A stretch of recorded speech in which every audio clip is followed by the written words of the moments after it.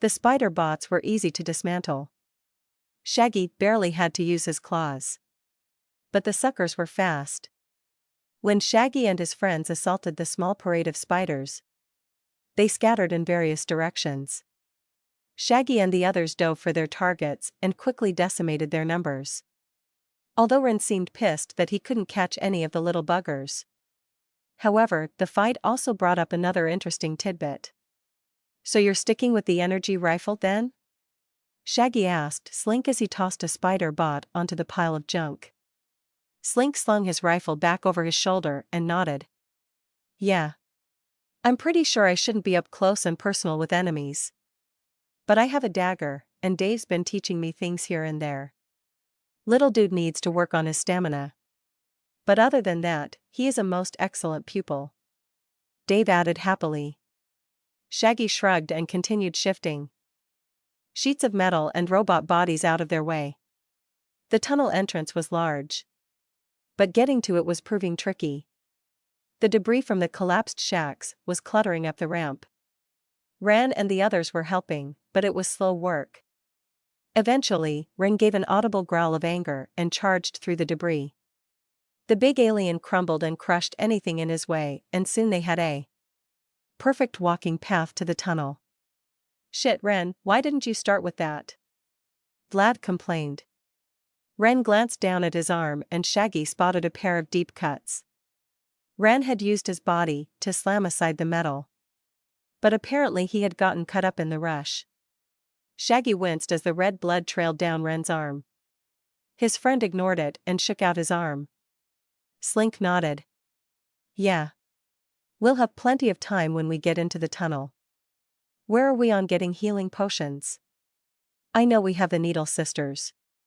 But have they said what they need to provide us with some?" Shaggy asked. "She's told us what she needs, and we have standing orders for the equipment. But finding such specialized machines is proving difficult. It's on the list, though," Slink explained as they walked into the tunnel. Shaggy had expected a notification or some fanfare when they entered. But all that met them was silence and darkness. He snorted through his nose, angrily. So it wasn't a dungeon. Vlad and Ren seemed to pick up on his mood. The Paranadan moved over and put a large hand on his shoulder, while Vlad and the others walked by. "Don't sweat it, Shags. Maybe this game handles dungeons differently than other games. Like, maybe it's not a dungeon at all, dudes. It could be something them robot guys dug out, right?" Slink glanced at the 15-foot-high walls and the smooth ground. "I don't think so, Dave. This is too well made." Shaggy spun as they walked down the dark tunnel. Ren and Slink were wearing small flashlights that gave Shaggy's vision some color. But mostly he was staring into a gray world of dirt. He agreed with Slink though. The tunnel looked like it had been slowly built out, not hurriedly rushed together by fleeing robots. "What about the diggers or whatever?" Shaggy snapped his fingers, trying to remember. Ren placed a hand on Shaggy's snapping fingers. "That's rude, and you're thinking of the con crew. The old construction gang that used to do jobs down here." "That's plausible. But how did the cogbots find it?" "Probably when they were running scared from under town. Dug their way down and then hid out here. Then Rita and her pack of teens stumbled upon them." "That doesn't explain the big robot dude. I mean, like, where did that thing come from? Did they build it?" Slink snorted. "Where did they get the resources?" "Same place we did," Ren answered. "Undertown is full of abandoned shacks and other junk." Vlad nodded. "Not to mention the robot corpses NPC gangs leave everywhere. Did you see that the giant robot was built from the bodies of bladelings and omegas?" Shaggy spoke over his shoulder. Somehow it had transpired that he and Ren were in the lead. Vlad and Dave were next and Slink brought up the rear. They hadn't discussed the marching order. But they had fallen into the best configuration Shaggy could think of. He grinned, but quickly hid it. This was a good group. Yeah. It even had gnarly hands and arms sticking out of it. I'm surprised you saw anything while you were doing all that spinning. What the hell was that? Your ultimate move? Drill kick? Dave chuckled as he shook his head. Nah, little dude. It was my patented koan kick. Kills robots dead. Almost knocked me and Shaggy off the robot is what you did, Vlad groused good-naturedly. Hey, I had my teeth in. I would have been fine. It's your skinny ass that almost went flying. How did you do it though? Ren asked, ignoring Shaggy and Vlad's bickering. What do you mean, big dude? I mean, you spun in midair. But then you also traveled forward. It was like you were a blue top flying sideways until you hit the giant bot. How the hell did you do that? Dave looked confused until what Ren was asking dawned on him. The guy was happy to explain. So like, you know how your abilities and skills are hardwired in. Like, I can punch or I can tick an ability that makes me punch, right? Yeah. But you all have told me never to use those auto abilities cause they are junk. Exactly, so all I did is jump and start spinning while activating my jump kick ability. I did the spinning. And the system did the attacking. That can't work. Shaggy snorted as they followed a slight bend in the tunnel. Ren. We just watched it work. But what about the distance limit on a jump kick?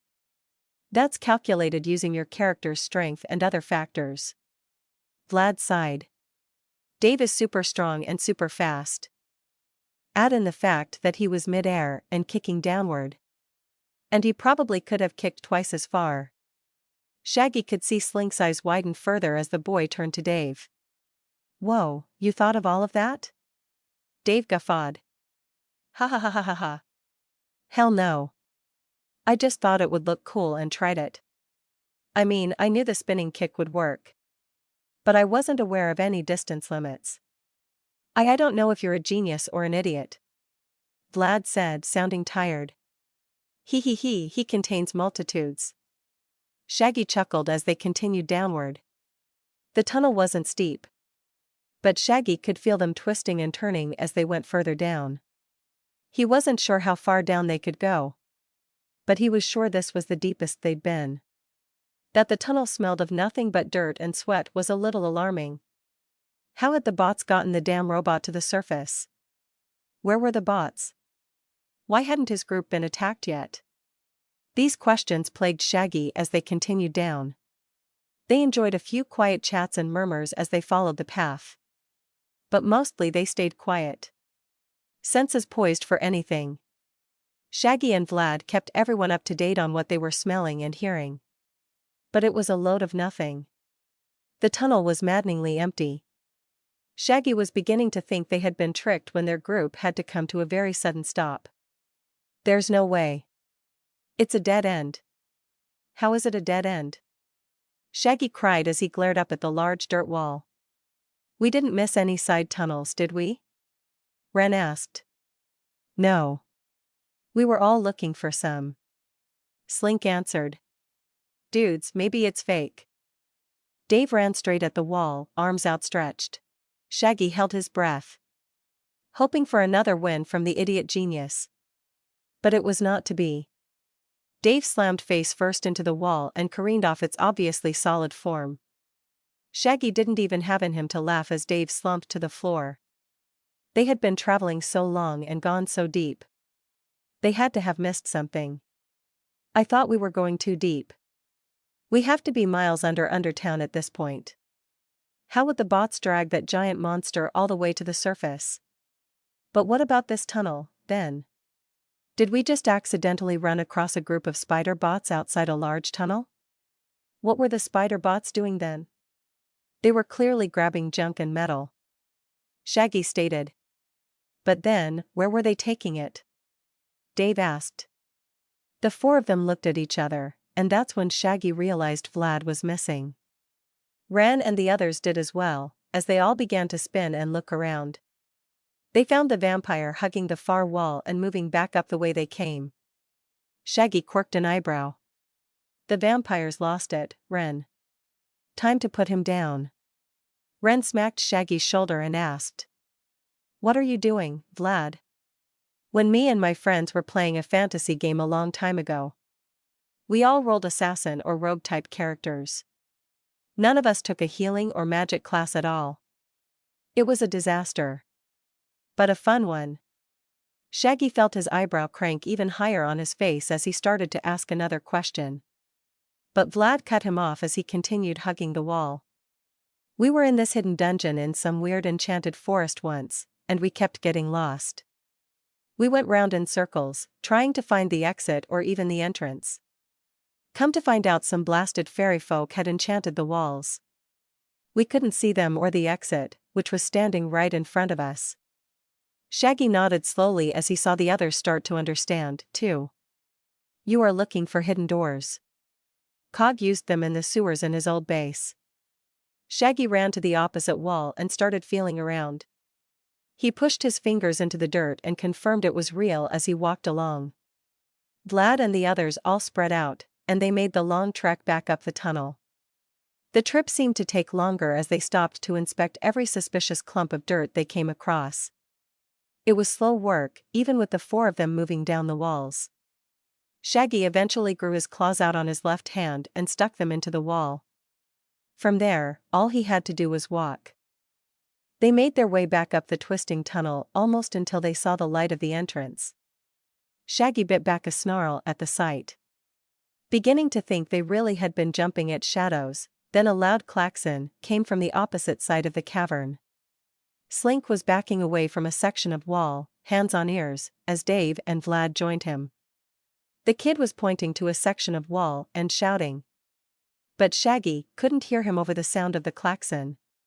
Shaggy and Ren ran over to help when a large section of wall shimmered and disappeared.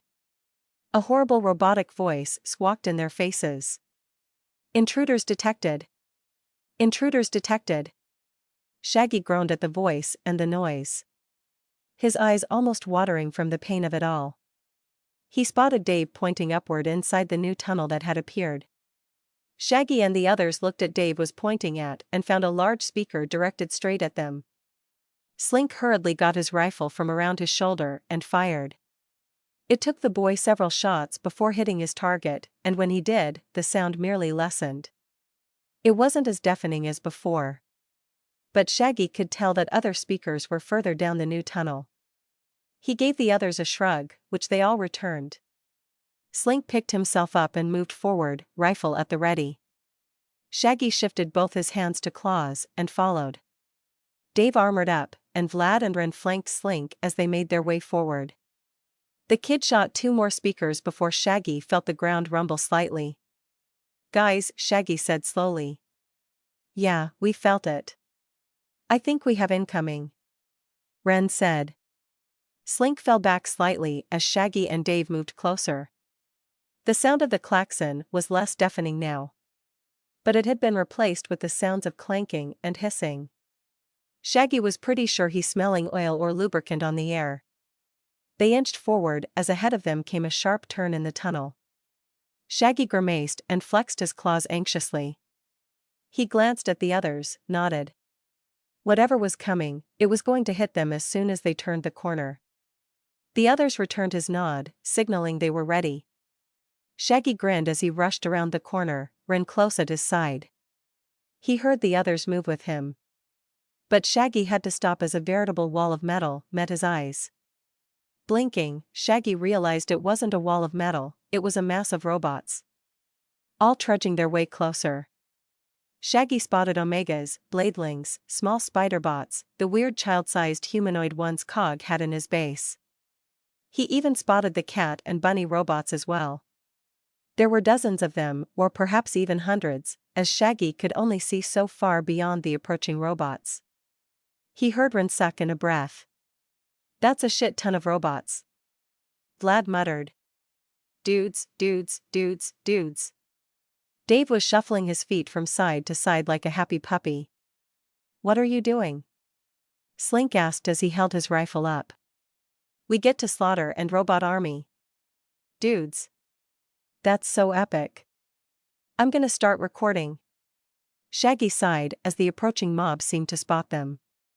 The smaller spiders and bunny broke away from the mass, charging at them.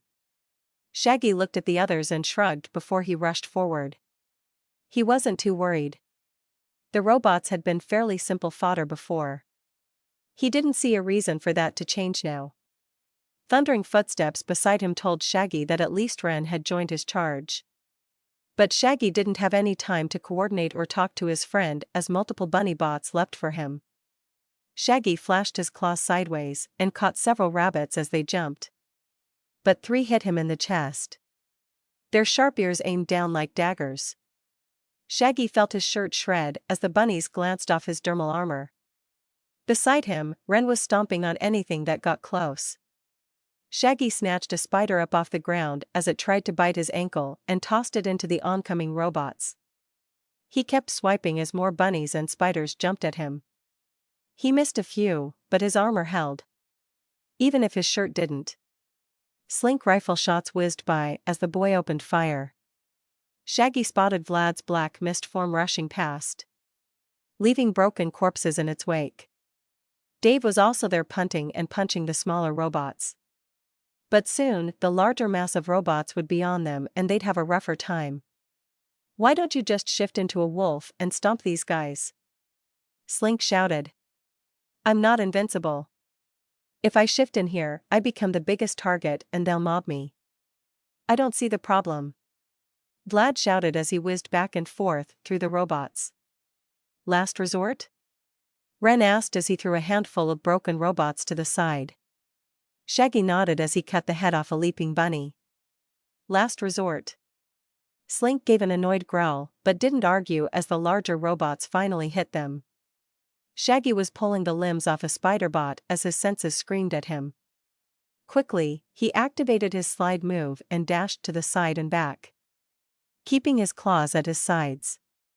A bladeling sailed past his left side, long blade arm extended to stab him. Shaggy grinned as he felt his claws rip through the robot's slim torso. But he had no time to celebrate as another hopping bladeling thrust their sword at him. Shaggy backpedaled as best he could. But more and more bladelings threw themselves at him. Groaning, Shaggy leapt forward, claws forward. He felt the punches of the robot's triangular swords as they attempted to pierce his skin. Luckily, nothing got through as Shaggy fell upon his attackers, his claws slicing easily through the brown metal of their skin. Shaggy watched them fall to pieces, and he dodged around more thrusts. At his feet, more spiders and bunnies were trying to cut up his legs. Shaggy slid away again as he dislodged the bots at his feet. But he didn't look where he was going and he slid right into a bladeling's sword. The combined force of his slide and the thing's jump made for his first actual injury of the fight. The thing's weirdly shaped sword barely got under his skin, but it was enough for it to draw blood. Shaggy growled angrily and gripped the robot's sword-like appendage. Lifting and turning with all his strength, Shaggy spun the damn robot into its compatriots. He felt the robot crush itself and everything it hit as he spun until the thing's arm ripped free. Shaggy pulled the sword from his stomach and used it as a bat to bludgeon anyone who got close. The shitty weapon didn't last long and Shaggy eventually went back to using his claws. He watched his slide moves as he continued battling the bladelings. So far, he hadn't seen any omegas. But to be fair, he couldn't see much past the walls of brown metal around him. He could hear Slink and Wren shouting as Dave hooped and hollered. Shaggy even thought he spotted the man's blue armor appearing above the battle. Vlad was both silent and invisible to Shaggy, but he was sure that if the vampire was in trouble, they would all hear about it. Shaggy sliced through another bladeling and turned to stab another when a heavy blow hit him in the side. He growled as felt himself lift off the ground and go tumbling back into more metal bodies. The blow wasn't that bad, but it had thrown completely out of the melee. Shaggy skidded to a stop, his back full of pieces of metal robots. He stayed upright throughout his entire flight. But now he was standing outside the tumult looking in. Beside him, Slink was staring at him wide-eyed. Sparking and hissing sound at Shaggy's feet and he looked down to see Slink's snakes battling it out with more spiders and bunnies. Slink seemed to come back to himself as he started firing into the mass of robot bodies again. Shaggy glared at the roiling mass. Most of the robots were focused on Ren's enormous frame as the alien tossed robots around like rag dolls. Dave, meanwhile, was dashing in and out of the melee, punching, kicking, and jumping everywhere. Shaggy finally spotted Vlad, too. The vampire had zipped to the backside of the army of robot and was harrying them there. Shaggy sighed as he saw what had punted him out of combat. The Omegas had pushed their way to the front and were now using the wrecking ball hands to punch at Dave and Ren. Last resort time? Slink asked idly as he fired.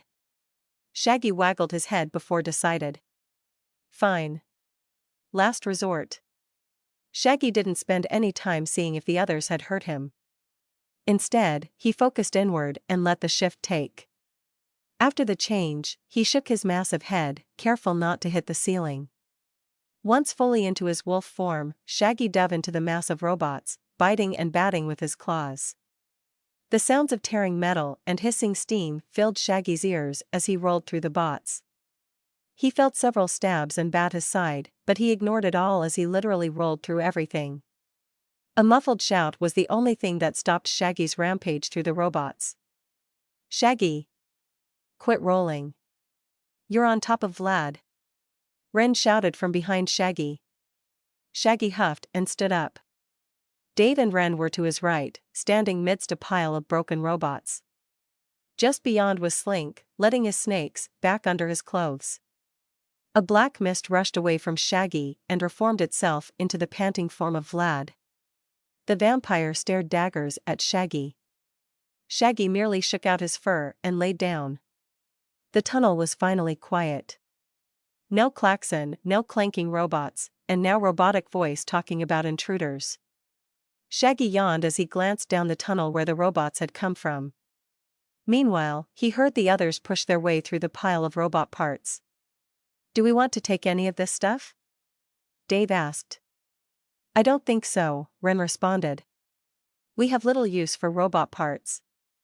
I mean, the materials would be helpful. But we get the same from knocking down shacks. A thudding on Shaggy's side made him turn and look down.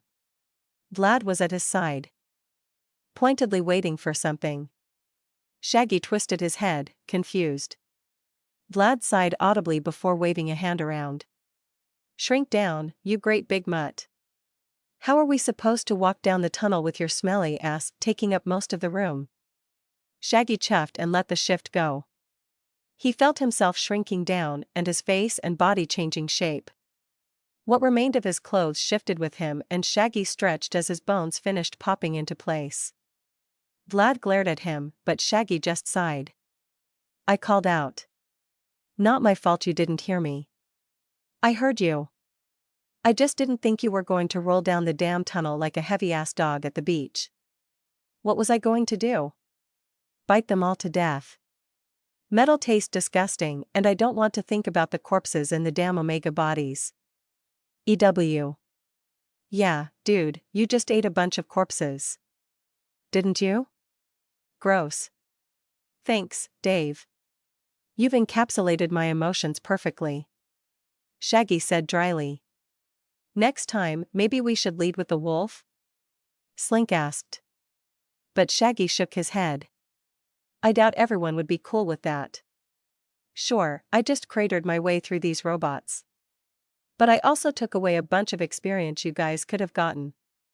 Pfft. Please, Wolfie. These damn things were more of a nuisance than anything. Hardly worth the skill points. Every bit helps. Ren argued. Shaggy nodding along.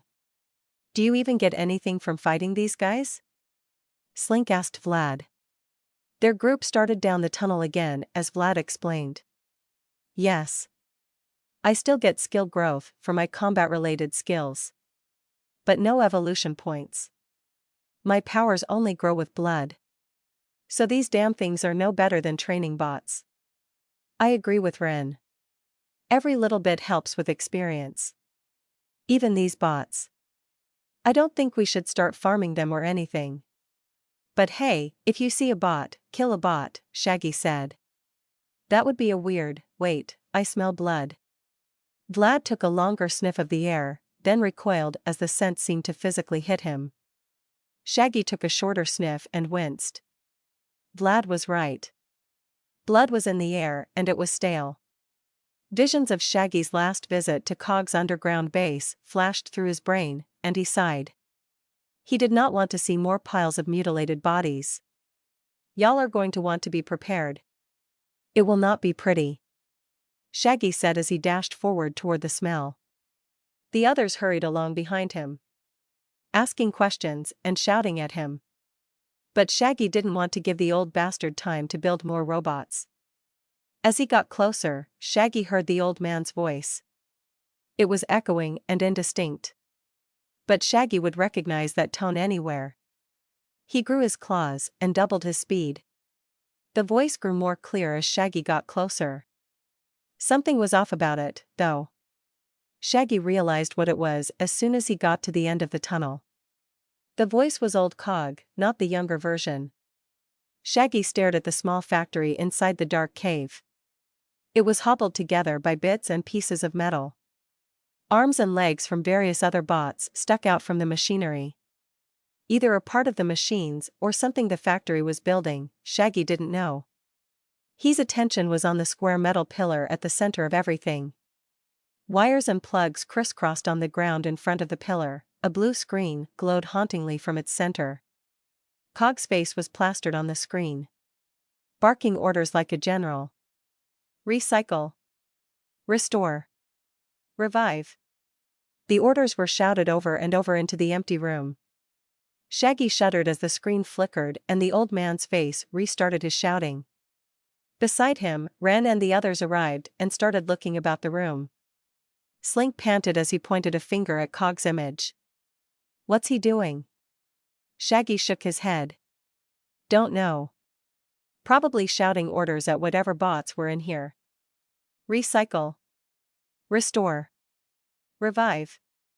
So why's he still shouting? Ren asked. Look around the room.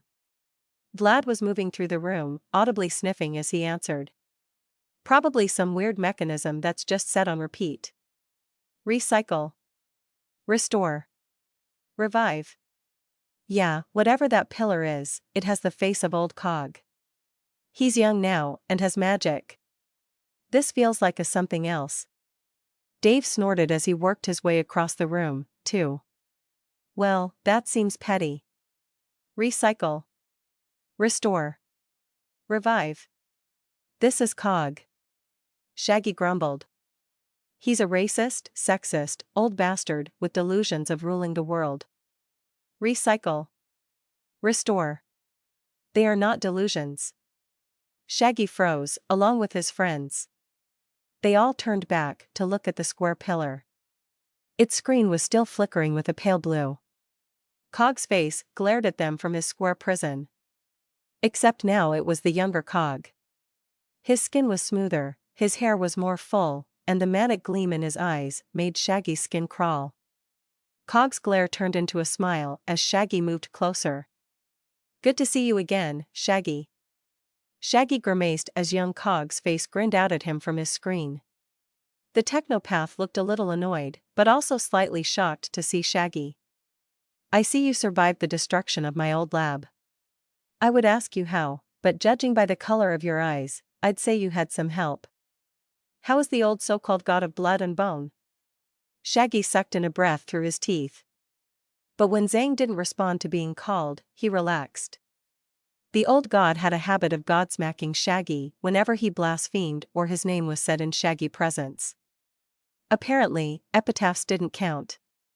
He misses you, Shaggy said simply as Vlad and Dave converged back toward the group. It was Shaggy's turn to snort. Your spell? I hear that was all Corrigan's doing? What did you do? Sit there quietly like a good man, as the woman cast a spell on you to save your life? Cog's screen seemed to shake as the old man screeched in anger. Cog coughed a bit and turned away from the screen. Meanwhile, Shaggy glanced at the others. Rena and Vlad gave him shrugs, Dave gave him a thumbs up and Slink was ignoring the whole thing. The kid was over by the cobbled-together conveyor belts, studying them.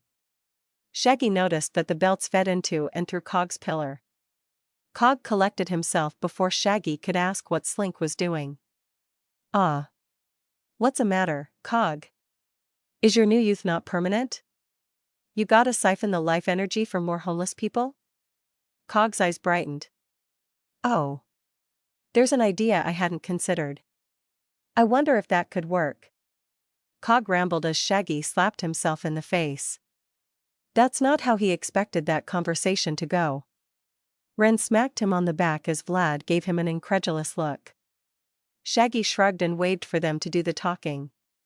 But they both shook their heads. He was about to get Cog's attention when Dave spoke up. So where are you, old dude? Like, so many people seem to be looking for ya. But no one's found you yet. Cog stopped muttering to himself and quirked an eyebrow at Dave. Dave's armored form gave the screen a wave. Shaggy could just picture the guy grinning like a madman under that weird bug-looking helmet. Who is this specimen? Blue bioarmor exoskeleton with 2 antennae. Do they serve a function? Cog almost started rambling again, but he caught himself. Ahem. To answer your question, I am somewhere no one will find me. Not until I wish them to, that is. Which will be soon, very soon. My newly minted, mechanically marvels shall sweep across the state and then the country. I have everything. Soon the world will see. The only way for us all to truly be equal is for everyone to submit to mechanization. We will all be part of the whole. One race, one creed, one ruler. Shaggy gave another weary sigh. Ren spoke from beside him, not hiding his tone. I told you, delusions of grandeur. Shaggy nodded. But, like, dudes. Do we have any idea where he could be? I mean, he has to be broadcasting from somewhere, right? To fit his face into that screen? Stop ignoring me. Cog screeched from said screen. You insignificant plebeians do not know what I've sacrificed to get here. How much blood has paved the road?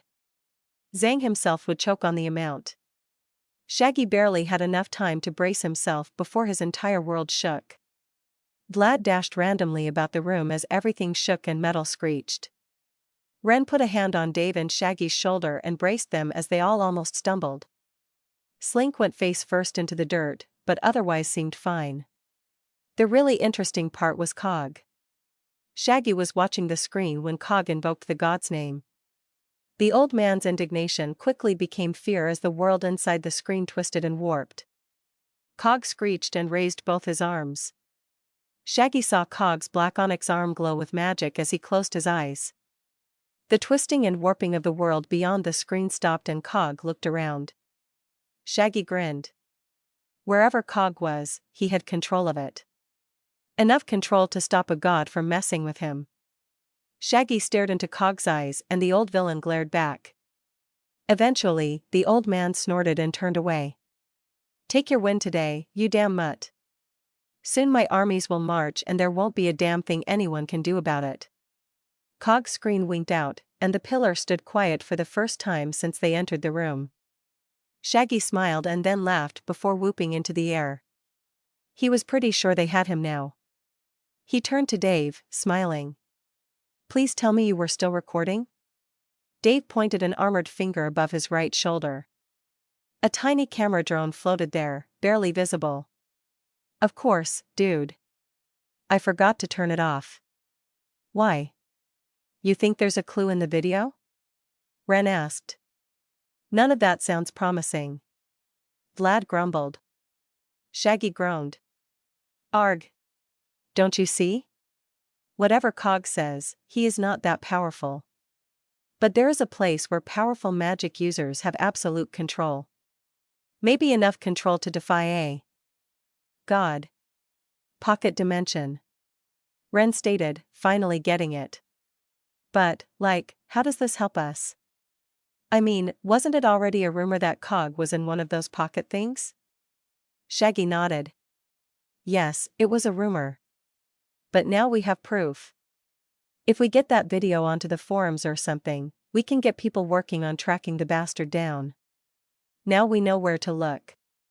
Also, I can get Levy to tell Corrigan what we know. do you think she'll help?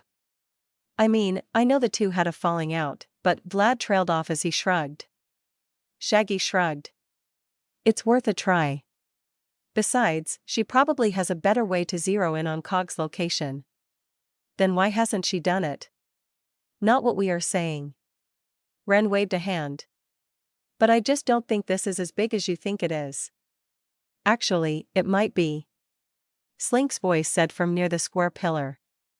Shaggy at Slink and grinned at the others. From the mouth of babes.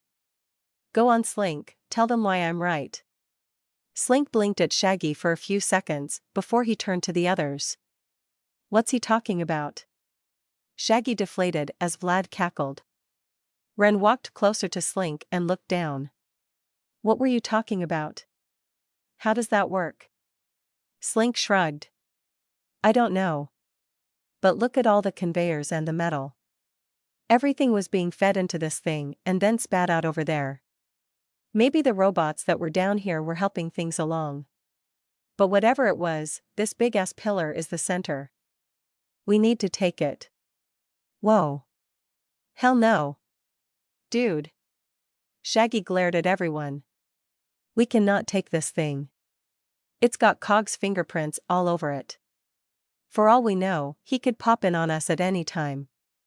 Not to mention, are you really going to trust anything that comes out of that? Cog could have a backdoor into anything it creates.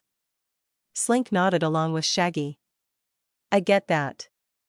But we can take precautions. I mean, we can hand it off to Rold and have him sweep the damn thing. We can bring Levy and the other magic users in. They can sweep it too.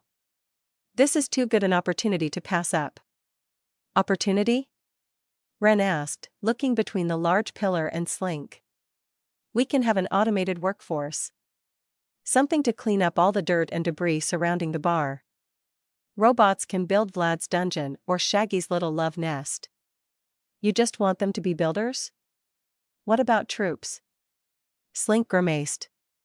We just trounced our way through a shit ton of robots. I don't think the efficacy of them as troops is as high as Cog believes. Besides, we got the lackeys. This will free them up to do other things. I vote yes, Vlad said, raising a hand. I would also like worker bots, dudes. Dave raised his hand. Agreed. Ren said, looking toward Shaggy. Shaggy crossed his arms and sighed. I want my objections noted. Objections noted, filed, and summarily ignored. Vlad grinned. Also recorded. Dave said, pointing again at the floating camera. Fine. Do what you want. Shaggy sighed. Slink gave Ren a nod, and the big guy grabbed the large pillar by its sides and heaved. A loud screech of metal and sparking of wires filled the cave they were in, and Shaggy turned to leave. It had been a fairly productive evening, all things considered. Killed a bunch of robots, talked to Cog, stole a bot maker. It was a fairly good day. Behind him, Vlad and Dave tried to help Ren steady the large pillar. But Ren waved them off as they began their journey back to the surface. It was a quiet trip, mostly. Dave would exclaim loudly now and then as he edited the video of their fight against the robots. Slink meanwhile studied the pillar in Ren's arms. It was the only piece of machinery down in that cave that hadn't been cobbled together. Which made Shaggy think that whatever that pillar was, it was the starting point for the Cog robots in the area. Something or someone had planted it during the Cog invasion and it started churning out robots. The thought made Shaggy freeze in his tracks. Vlad bumped into his back and sputtered as Shaggy's mind whirled. What the hell, Shags? We got incoming. Shaggy heard the others tense up, but he quickly waved them off. Do we think this is the only robot maker down here? What? Ren asked, confused. Slink started rapidly tapping his chin in thought, and Vlad looked annoyed. Probably not. Vlad grumbled. But so what? Those can be someone else's problems. Not if there are more on our turf, Slink said. Also, the other question is, do we get rid of them? Shaggy added. Ren's confused look deepened. Of course we do. Why wouldn't we? 'Cause fighting bots is how most of our crew gathers experience. If we hit all the bot makers, who are they going to fight? Gangs? We are the biggest gang in this part of Undertown. So we can't go marching into Rack or Freak Turf. We need the bots to grow our own lackeys. Shaggy explained. What if another giant robot appears? Then we'll know where the next bot maker is, and we can take it out then. Slink said, nodding. So we wait until they became a bigger problem and then wipe them out? Ren asked, clearly weighing the options. If this bot maker already had enough material for a giant bot, how close are the others? Shaggy asked. I guess it depends on how much material the spider bots can get their hands on. Whoa, like, why are we stopped? Dave asked, dropping his editing screen. What happened? Shaggy grinned and shook his head as Ren quickly explained. Dave nodded along before he shrugged. Let's just leave them for now, dudes. Sounds like we need them, and there's no guarantee that the other bot makers are even in our territory. Shaggy and the others shared looks before they all shrugged and continued walking.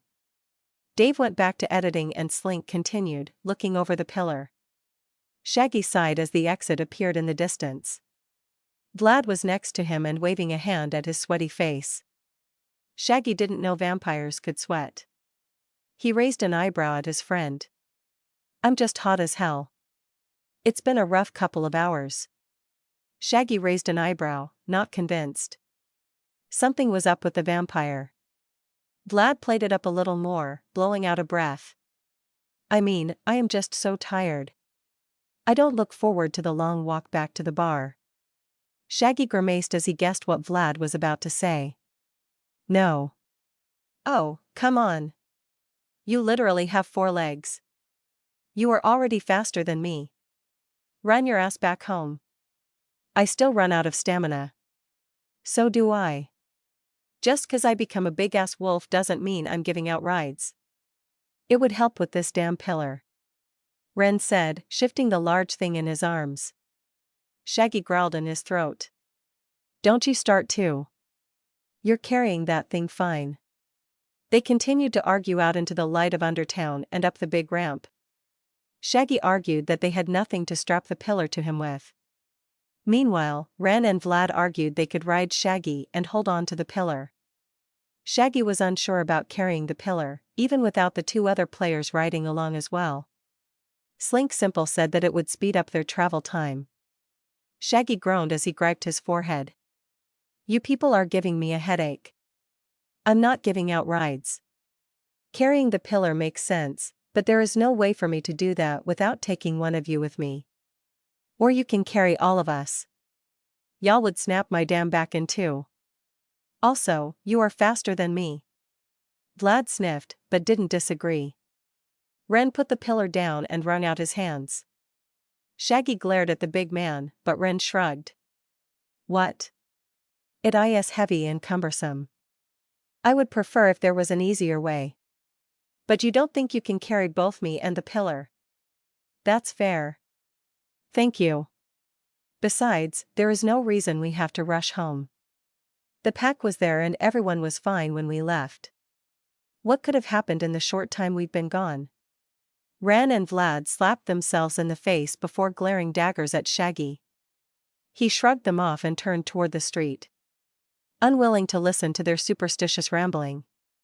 Then he turned down the street toward the bar and blue lightning streak across the sky. Shaggy groaned again as he saw it coming from the direction of the bar.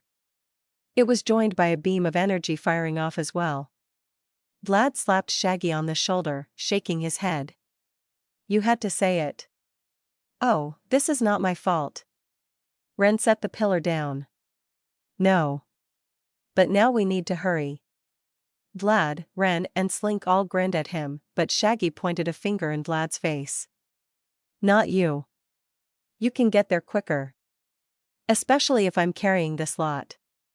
Vlad scowled but said nothing as his body started to become black mist. He shot Shaggy the finger as his body disappeared. Off in the distance, laser fire, lightning, and energy beams fired from the bar. Shaggy grumbled but shifted, quickly becoming his large demon wolf form.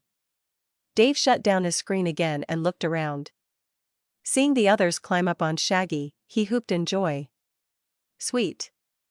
We get to ride the demon wolf. This is awesome. Shaggy hated the fact that carrying 3 of his friends and a pillar was actually easy. Slink and Dave, he could understand. But Ren and the pillar? That seemed like it would have been too much. Instead, his werewolf body carried the weight well, and he was making great time back at the bar. He was slower, as was to be expected. But it was probably still the faster method of travel. He tried not to think about all the ride requests he was going to get in the future as he watched the skyline. The random powers shooting into the sky had stopped soon after they had started. Whatever was happening at the bar had either calmed down or it was over. Shaggy grit his large teeth and tried to hurry. The road was still littered with the debris of the giant robot fight. Houses and bits of robot were everywhere. Shaggy had to dodge or jump around the large pieces. But soon the bar came into view and Shaggy bit back a snarl. There was a large group of people standing outside the door's front entrance. He spotted Vlad's mist form reforming itself outside the mob. Shaggy tried to find any other clues about what happened, but there was nothing. Aside from the smoking holes in the building. It wasn't wrecked, but the holes did make Shaggy question the building's integrity. Shaggy slid to a halt just beyond the mob and gave a sharp bark. Some of the crowd scattered at his noise, while others simply turned to glare at him. Shaggy glowered as he felt the others slide off his back. He could also feel his pack in the bar. Everyone except for Ephemera was in there, although Sybil was hurt. She was healing, but feeling her pain made Shaggy angry. He quickly shifted back to his human form and pushed his way forward. Vlad was nearby, calming the crowd and asking questions. The others were on his heels. Probably more aware of his mood. The NPCs Shaggy shoved aside seemed to get the picture too, as Shaggy batted them away none too gently. Shaggy was surprised to see Stanley and Vic standing by the door to the bar. Then he saw Vic was looking inside the bar, rifle at the ready. Meanwhile, Stanley was glaring at the crowd. When he spotted Shaggy, the skinny boy gave a grim smile. Shaggy said nothing, but raised an eyebrow. Stanley shook his head and waved inside. Somehow, the young boy seemed tired and annoyed by what had happened. Behind him, Ren, Slink, and Dave crowded around the door. What the hell is going on? Ren asked, still carrying the giant pillar. Shaggy sighed. I think all our answers are inside. Well then, get in there. We got so much to do, so let's handle whatever this is quickly. Shaggy didn't turn around to glare at Slink. But something in his posture made the boy trail off. He gave Stanley a nod and passed by Vic, patting the cowboy on his shoulder. Shaggy grit his teeth at the damage to the first floor of the bar. The fight was long over, but their bar had been torn to shreds. He heard his friends gasp behind him as they all pushed into the bar. On the dance floor, which was now a pile of broken wood, 3 of the 6 Needle sisters sat on their knees. They were glaring at their other sisters and ignoring everyone else in the room. Seacross and Rita were standing behind the kneeling sisters, looks of murder on their faces. Tom was checking over Sybil, who was trying to push his face away. Sybil was the first to spot him. Hey, boss. We had a minor issue. Shaggy glared down at Rashi, April, and Vera as they knelt on the floor. Ren snorted loudly as he slammed down the pillar he was carrying. Slink winced. Careful. Leslie, Chromia, and Flora all turned away from their sisters, looks of sadness and anger on their faces. Shaggy was surprised to see Chromia on the bar side. At least that's how it looked. Apparently Rashi, April, and Vera had started some shit and the other 3 sisters and Shaggy Pack had put it down. Shaggy said nothing, but he glared at his pack until Rita slowly answered. I don't know what started it, but the Needle sisters went ape shit in the bar. Those 3 were fighting these 3 and wrecking the place. We got the civilians and our staff out and then came back to help settle things. Sybil took an energy beam from Vera, but I think she's fine now. Shaggy kept the grin from his face. But he sent feelings of agreement to the tiny blonde woman. Vlad finally stomped into the bar behind Shaggy and the others, but he was ignored as all the attention in the room fell on the sisters. Leslie glared at Rashi and waited. When the oldest sister remained quiet, Leslie audibly growled. She spun toward Shaggy and tossed a black case his way. Shaggy recognized it before he had even caught it. It was the case with the 7 vials from the UGB. Shaggy opened the case to find only 1 vial left as Leslie spoke. Rashi called us all back to help with something. When we got here, she asked us to sit down while she gave us a shot. None of us questioned it. She's done it before, and normally they are helpful. So was this one. Rashi said simply. She didn't sound mad or even upset. She was just stating a fact. Leslie glared at her sister as Chromia stomped forward. She got in Rashi's face and yelled. If you had told us what we were taking, none of us would have taken it. Especially if we knew it belonged to the Legion. We are not part of the Legion. Vera shouted back. No matter what you 3 think. We are an independent group. Why shouldn't we use something they were stupid enough to leave in our possession? Trust. Flora whispered. You burned all our trust with the Legion. Shaggy rubbed a hand down his face as he handed the almost empty case back to the others. Ren didn't take it, content to watch the byplay between the sisters. But Slink, Vlad, and Dave all crowded around the box. Vlad gave a loud hiss and glared back at all the sisters, who were still arguing. As Leslie screamed at Rashi and the others, her blue electricity arced across her body. The air hissed and snapped as the blue sparks flew off her. Everyone in the room, except Shaggy and Ren, took a step back. Shaggy momentarily questioned his survival instincts, but he let it go as Rashi spoke, sounding affronted. I would never have injected you with something dangerous. That booster concoction is 100% safe. There were rumors the UGB were working on a super serum. By my reckoning, those vials were a completed version. We should all see an increase in our powers and our bodies. The Needle Sisters don't have any allies. Rashi said simply. Chromia, Leslie, and Flora stared at their older sister with looks of hurt and confusion. Eventually, Leslie shook her head and walked toward Shaggy and the others. Shaggy tensed slightly as the lightning wielder stepped closer. But she simply moved past him and whispered. Do what you want with them, boss. I am sorry. Chromia maintained her glare at the 3 other Needle Sisters before she spat on the ground in front of Rashi. She turned and stomped over to the bar. Shaggy noticed Petra standing behind the wooden bar and he almost moved to intercept Chromia, but Petra waved him off. The bar manager started filling mugs for Chromia as Rashi looked at Flora. So will you abandon us also, Flora? She asked, words sounding hollow. Flora shook her pink hair. We aren't abandoning you. You threw us away. You wanted to be left alone. Just your sisters and you against the world. Well, now you can do that. Go find a deep, dark hole and stay there, Rashi. It's all you've ever wanted. Before Rashi or anyone else could respond, Flora popped out of existence. Teleporting away. Shaggy sighed audibly as he watched the faces of the remaining Needle Sisters. Rashi was stone-faced. Vera looked shocked and sad, while April actually looked pissed.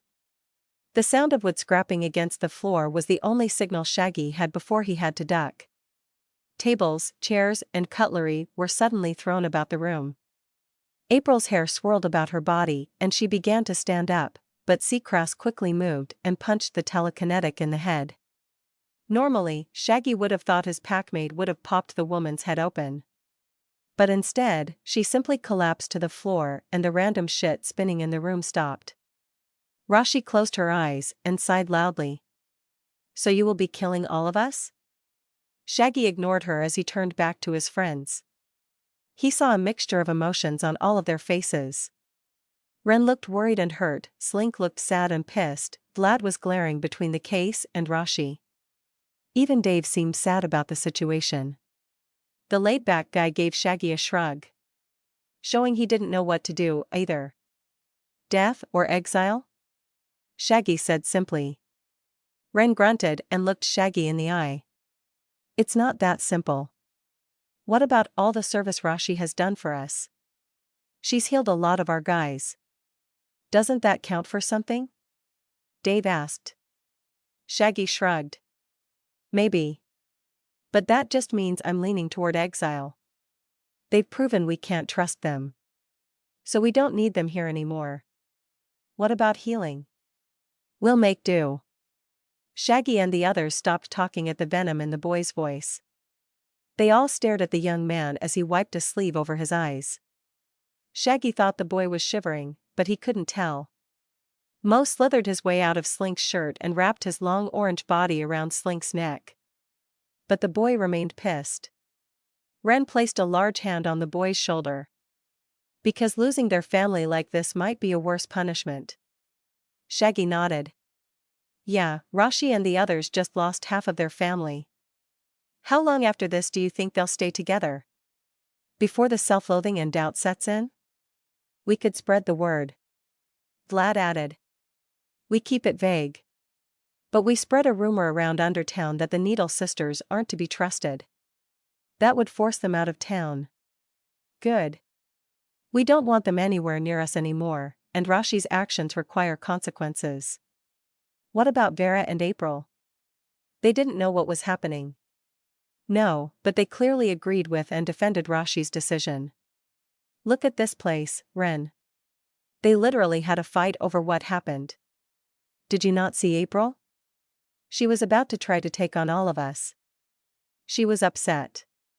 Her family is falling apart around her. Ren argued. Shaggy grunted. And it's their own fault. We had no control over anything that just happened. However, we can decide how we respond moving forward. So we either run them out of Undertown or kill them now. No second chances? Ren asked pointedly. Shaggy rubbed his face and groaned. Maybe when shit calms down and they wander in many years later. But does it look like reconciliation is on anyone's mind right now? I will bet that. Chromia would squash Rashi's head in right now if you let her. Shit like this takes time. Trust me. The others stopped to stare at him. But Shaggy didn't elaborate. No way in hell he was picking at that old wound. Especially not when playing a video game. Instead, he turned back to Rashi and the others. April was slumped over in Rashi's lap as Vera knelt, back straight, tears in her eyes. It was the tears that did it. Suddenly, Shaggy was back in his old family home. A young girl's face, streaked with tears, stared at him. Pleading with him. Shaggy shook it off. Nope. None of that. Decisions? Shaggy asked, voice a little rough. Exile. Vlad said. Exile. Dave agreed, solemnly. Slink glared over at the woman and growled. Death. Ren shook his head sadly. Exile. Shaggy nodded and walked over to Rashi. His vote was probably clear, but even if it wasn't. Exile already had the majority. So instead, he walked over to Rashi and knelt down. He sighed as her impassive face never broke. Instead, she merely looked down at April's head resting in her lap and then back up to Shaggy. Everything I did was to protect my family. Shaggy coughed as another memory tried to force its way forward in his mind. He covered it by looking at Vera and then over at Chromia, who already had a pile of beer mugs stacked beside her. Turning back to Rashi, Shaggy asked. And how do you think your family feels about your decision now? Rashi drew in a breath. It was for their own good. Shaggy raised an eyebrow. Then you get to take your 2 remaining sisters and leave Undertown. We won't chase you. But don't appear in our territory again. When you're far enough away, you can ask your sisters how much good you did. Vera sobbed quietly next to them. That, more than anything, seemed to snap Rashi out of her stoicism. Her face fell and Shaggy saw her eyes mist up as the weight of her choices hit her. He quickly stood and nodded to his pack. They all moved as one, save Sybil, who was forced down into the chair by Tom. His pack picked up an unresponsive, sobbing Vera as Rashi lifted April onto her shoulder. They were walked out of the bar and into a chorus of cheers and jeers from the mob outside. Ren quickly moved to handle that situation as Shaggy closed his eyes. Memories, long forgotten, kept pushing into his mind. He took a giant breath and let it out slowly as he opened his eyes. Pure destruction met his glance as he took in the bar. They were going to need to buy or build more tables. The cutlery could use a good washing, but it was fine. Other than electricity and energy blast damage, the second floor looked decent, too. Although it was going to take some credits to fix. When he finished his assessment of the damage, he turned back to his friends. But they were gone. They had moved a short distance away to a table in the far corner. Ren was still conducting the masses outside. The pillar long forgotten by the door. Shaggy joined his friends at the table and fell into a chair that wobbled dangerously. "We need to get rolled to look at that pillar." Slink nodded, but said nothing. Vlad seated in his chair, occasionally glancing around the room. Dave sighed and nodded along with Slink. "That was most unrighteous, dudes. Not only did we lose some people, but our healer is gone." They all glanced over at Chromia. The woman was still seated at the bar, slowly drinking them out of business. There was no telling where Flora and Leslie even were. The teleporter could be anywhere and Leslie could either be killing something or wallowing in a hole somewhere. Shaggy rubbed his eyes and tried to get the conversation back on track. But Vlad grunted as he tossed the black case onto the table. "We still got the one." He flipped the box open and revealed the last slim bottle. It glowed with a weird iridescent light and Shaggy almost didn't want to touch it. Dave had no hang-ups, though. He reached in and plucked the glass vial from its velvet case and held it up to his face. He twisted the bottle in the air before shrugging and putting it back down. "So, what do we do with it? Could it still be a reward or something? Maybe we should sell it?" Vlad asked, but Slink shook his head. "It's UGB property. I don't trust anyone in Undertown to not go running to those bastards." "Shit. That's probably where Rashi and the girls went." Shaggy shook his head. "The pack is still with them and they are headed to the North Tunnel. They are going topside. For now." The boy grumbled. Vlad ignored the conversation and glanced back at the vial. "So we either hand it to a lucky lackey or one of us takes it. Can we make more?" Dave asked. Shaggy shook his head. "We don't have the facilities or the skill set. Also, do you want to trust someone else with this again? Dude, I know we got super unlucky with Rashi. But she was only trying to do what was best for her sisters. Not to mention, we've always been unclear about Rashi's motives." Vlad snorted. "Yeah, now we know we come second to empowering her sisters." "If you put it that way, I get it," Shaggy said softly. "But I don't think there was anything any of us could have done to make Rashi feel like part of the team. She always wanted to be a separate organization from the Legion. She made that clear from the start. So it's our fault." Slink roared. Shaggy shook his head. "No. It's hers. I'm just saying, I get it." Vlad picked up the vial and stared at it. Shaggy could hear the vampire's mind turning. What if we gave it to someone whose goals aligned with ours, if only slightly?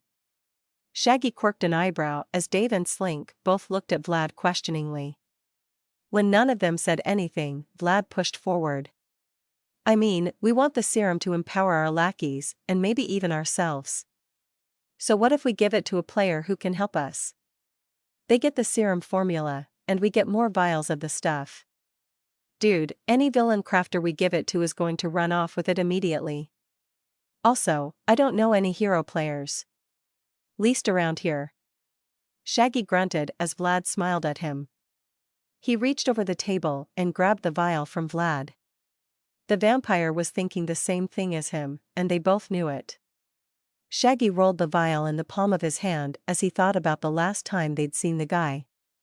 He held the vial up and said, "So we need a hero who's good at making things and who doesn't work for the HLO. Who's also flexible about the rules and is a player." Vlad added. Slink's eyes grew wide and Dave stared at them all, confused. Shaggy palmed the vial again as he sighed. "We know a guy." Shaggy adjusted his hoodie for the umpteenth time since coming topside. It was hot as hell in the noon sun. His body already ran hot due to being a werewolf, but the added layer of a dark black winter hoodie made it worse. Vlad gave him a nudge as they got closer to their destination. "Would you stop squirming? You're making us look shifty." Shaggy balked. "I'm making us looking shifty? We're both dressed in all black, at noon, walking our dumbass down an empty-ass road, toward a fortified position. We both look shifty." "Not just me." "Fortified? I thought you said it was an abandoned airport." "It was when I was last here, but judging from the people and the gear he had last time, they visited the Brute clan. We can safely assume they've upgraded the place." "How can you be sure?" Vlad wondered. "How long did it take us to fortify the bar?" Vlad said nothing, but nodded, conceding the point. Shaggy adjusted the hoodie again, trying to get cool air to his body. But it was all for naught. It was a hot day and their journey had been a long one. They had exited off the main road tunnel from Undertown and Shaggy had directed them here. It was outside of downtown Austin, out in the sticks. No buildings for miles and the surrounding landscape was all sparse desert that just reflected the sun right at them. Shaggy was really regretting this idea. But he liked the professor. He was a good guy, almost literally. Of course, ducking the random drones and keeping their faces hidden was probably drawing more attention. But Shaggy and Vlad just ignored everything as they rushed ahead. They could spot the airstrip from a long way away, which seemed to make the trip last longer as they trudged down the road. Vlad had wanted to steal a car, but since neither of them knew anything about hot wiring, they opted out of that. They could have probably stolen a car, but that would have drawn more drones to them. Leading a bunch of drones to the doorstep of a hero was probably not a good idea. Even one not affiliated with HLO. "We're almost there." Vlad groaned. Not for the first time, Shaggy wondered why the damn speedy vamp just didn't run. But he figured it was a stamina issue again. They were a long way from home, and they wanted to conserve whatever energy they could. Shaggy was 90% sure the professor would not attack the outright. But it paid to be prepared. Shaggy clutched the small black case in the hoodie's one large pocket. The last vial of super serum was nestled securely inside. By the time they left, both Chromia and Leslie were showing signs of changes taking place with their powers. But with no one to examine them, Shaggy and the others had no clue what was going on. To Shaggy, it seemed that their powers were slightly expanding. Leslie had better control of her lightning and Chromia was showing signs of being able to control her metal skin. But Ren wanted a proper examination done. Which is where he and Dave went. Slink was back to playing middle manager. Despite everyone else's objections, the boy seemed determined to sequester himself away in the bowels of their base. Much of Shaggy and Vlad's journey to the airstrip had been about getting the boy to come out of his proverbial shell. Vlad was for a throw him in the deep end approach, while Shaggy figured the kid would stick his head up when he wanted to. Trying to get a teen to listen to you would be like trying to pull teeth from a hen. Another nudge brought Shaggy back to his senses, and he spotted a small white shack on the outskirts of the strip's fence. Shaggy vaguely remembered the shack as the airstrip's one entry point. Or at least, the one the professor had used. The pair seated inside the shack, just visible through the window, was a surprise. A large alien lizard, obviously a member of the Brute clan, was expected. But the teenager, in the weirdly colored armor, was new. Shaggy tried to share a look with Vlad. But the vampire was already rushing ahead of him. Shaggy hurried to follow, tracing the chain-link fence toward the small guard shack. Both guards inside stood in alarm at the two darkly dressed figures rushing toward them. But thankfully, Vlad slowed as he got closer and dropped his cloak's hood. Shaggy did the same after looking around surreptitiously. It didn't look like anyone was around, but you never knew. "State your intentions," called the gruff voice of the lizard. Vlad gave a theatrical wave and bow. "We seek an audience with the professor, O brave guardsman. We are known as Shaggy and Vlad." Shaggy slapped his face and groaned. "Seriously, dude. Save that shit for your weird RP bar." Ignoring Shaggy's mutterings, Vlad pushed closer, making Shaggy chase him and the teenager inside to unsheath a purple sword. Shaggy started at the weapon's weird color, but when he looked closer, he realized the weapon was dripping something. Like it had been dunked in a liquid and was now dripping on the shack floor. The lizard guard saw this and swore before pushing the kid outside the shack. He growled something Shaggy missed and picked up a phone inside the guard shack.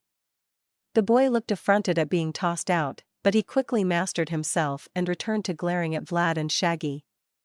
Vlad attempted to make conversation, but the boy wasn't having any of it. Something about them must have upset the kid, because he was looking at them like a hunter dropped into a den of wolves. Shaggy grinned at the mental image, but that made the boy suck in a breath and grip his sword harder. Shaggy was sure the kid was going to do something stupid. But the big lizard guard gave a grunt and hung up the phone. "They're clear, kid. Put away the sword and get back in here. You need to clean up the poison that dropped." "They ain't right, Chief," the boy said, still glaring at them. "Maybe not. But they gotta pass. Let them through. The bosses can handle two upstarts if they need to." The kid gave them the stink eye as the slim gate was lifted out of the way. Vlad gave a jaunty wave while Shaggy just nodded as they rushed through. The two guards watched them walk away as they started down the long stretch of asphalt. Shaggy gave up and unzipped his hoodie, panting like a dog.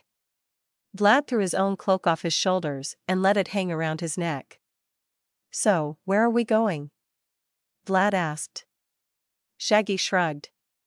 "I don't know. All I knew was that he was out here.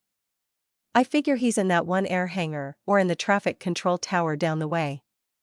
Vlad glanced at the distance to both locations and winced. "We need a damn car." "What happened to the monster mobile?" Shaggy asked. "Huh? The feds van we stole and brought back to the den? What did you guys do with it?"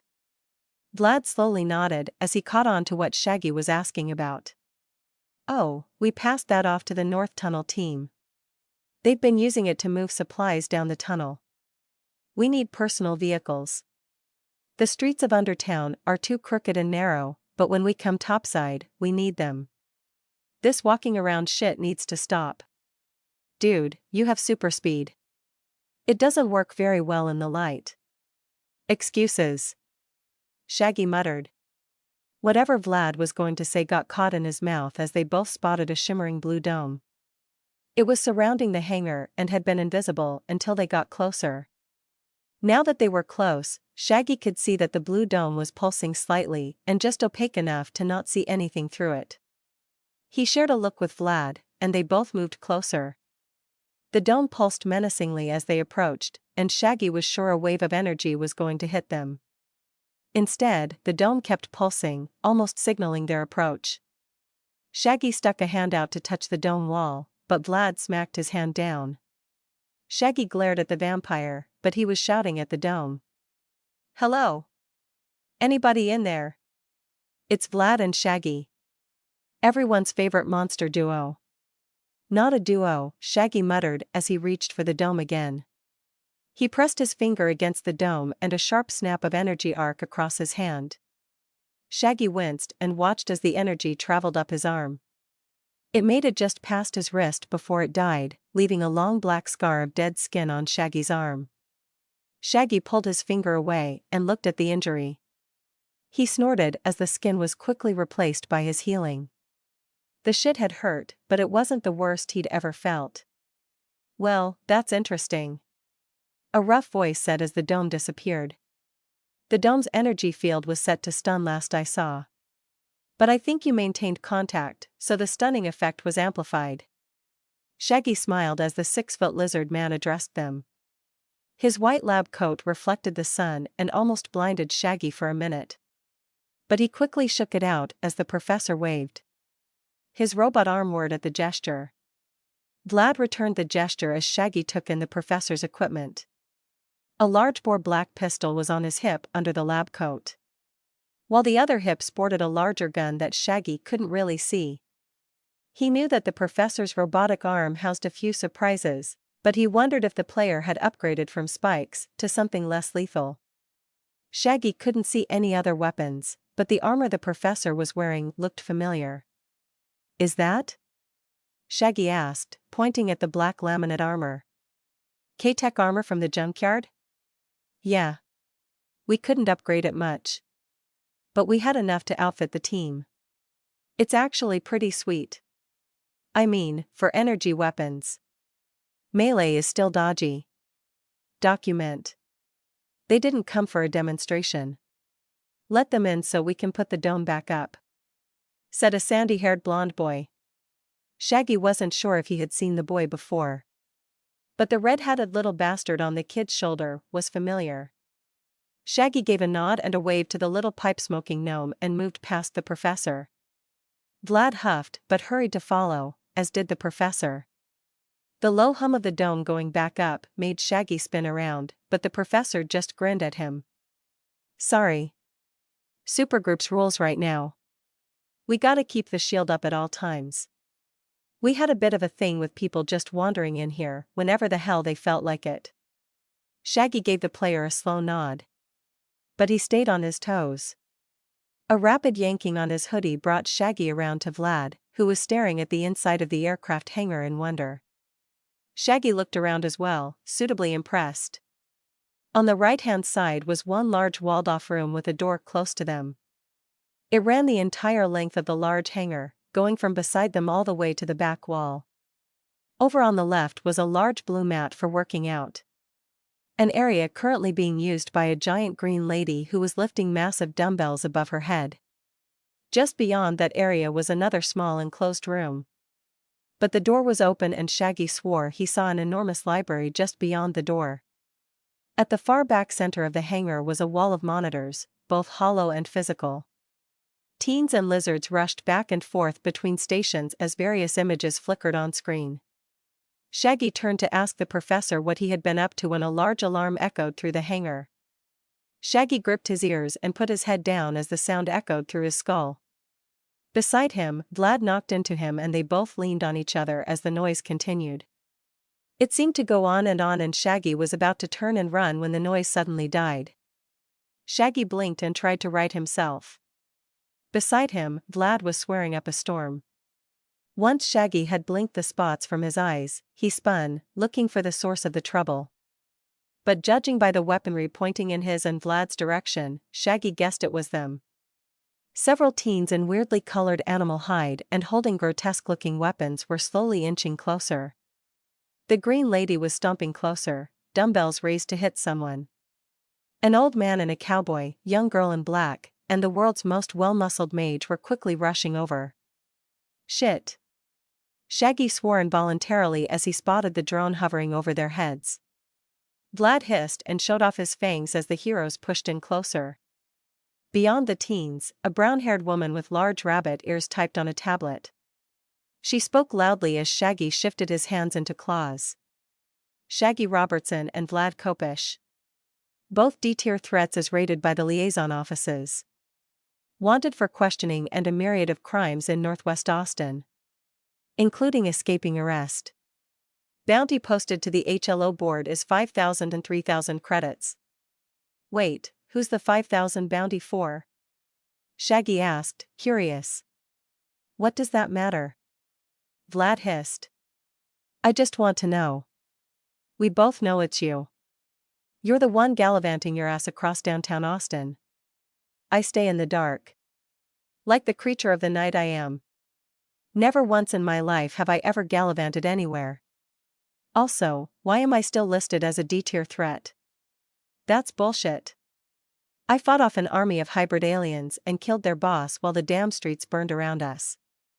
Dave killed the boss. Irrelevant. So do we take them? A woman's voice asked. Shaggy and Vlad twisted to look back at the group arrayed against them. The small woman in black was the one who had spoken. A shadowy mass was collecting over her arms, and Shaggy grimaced as the shadows seemed to solidify. Next to her, the old man was pointing 2 6-shooters at Shaggy that glowed an eerie blue. Combine that with the massive fireball the mage was holding, and Shaggy didn't like their odds. Super healing or not? Hey, I vouch for these guys. They're alright. They are helping the Brute clan, remember? The professor rasped from behind them. They also got bounties, document. We can use that money. We don't get paid for the whole demon fiasco until the beginning of next month, said the cowboy. Ah, shouted the rabbit woman. Looks like the bounty is only for HLO registered soups. Vigilantes and separate hero leagues get nothing. Although there is a precinct that is looking for information about Shaggy's whereabouts. No finder's fee, though. Lame, the shadow woman grumbled, dismissing her shadowy arms. The mage collapsed his fireball and a loud clang told Shaggy that the strong woman had dropped her dumbbell. However, the cowboy seemed reluctant to lower his pistols. The large green woman walked over and put a calming hand on the old man's shoulder. Shaggy grinned at the glowing pistols. Behind him, the professor hummed. 2 gun? I don't trust them. The old man grumbled. They're criminals. We were 2 until we registered. But that's not what I was going to ask. What then? Can you shoot Shaggy here? Shaggy has increased healing and regeneration. I want to see how the new battery stacks up. Shaggy growled in his throat. I'm not a guinea pig. The professor chuckled. If you do it, I'll help with whatever you're here about. You'd help us, anyway. I guarantee it. Vlad said. But I want to see what the old man's packing.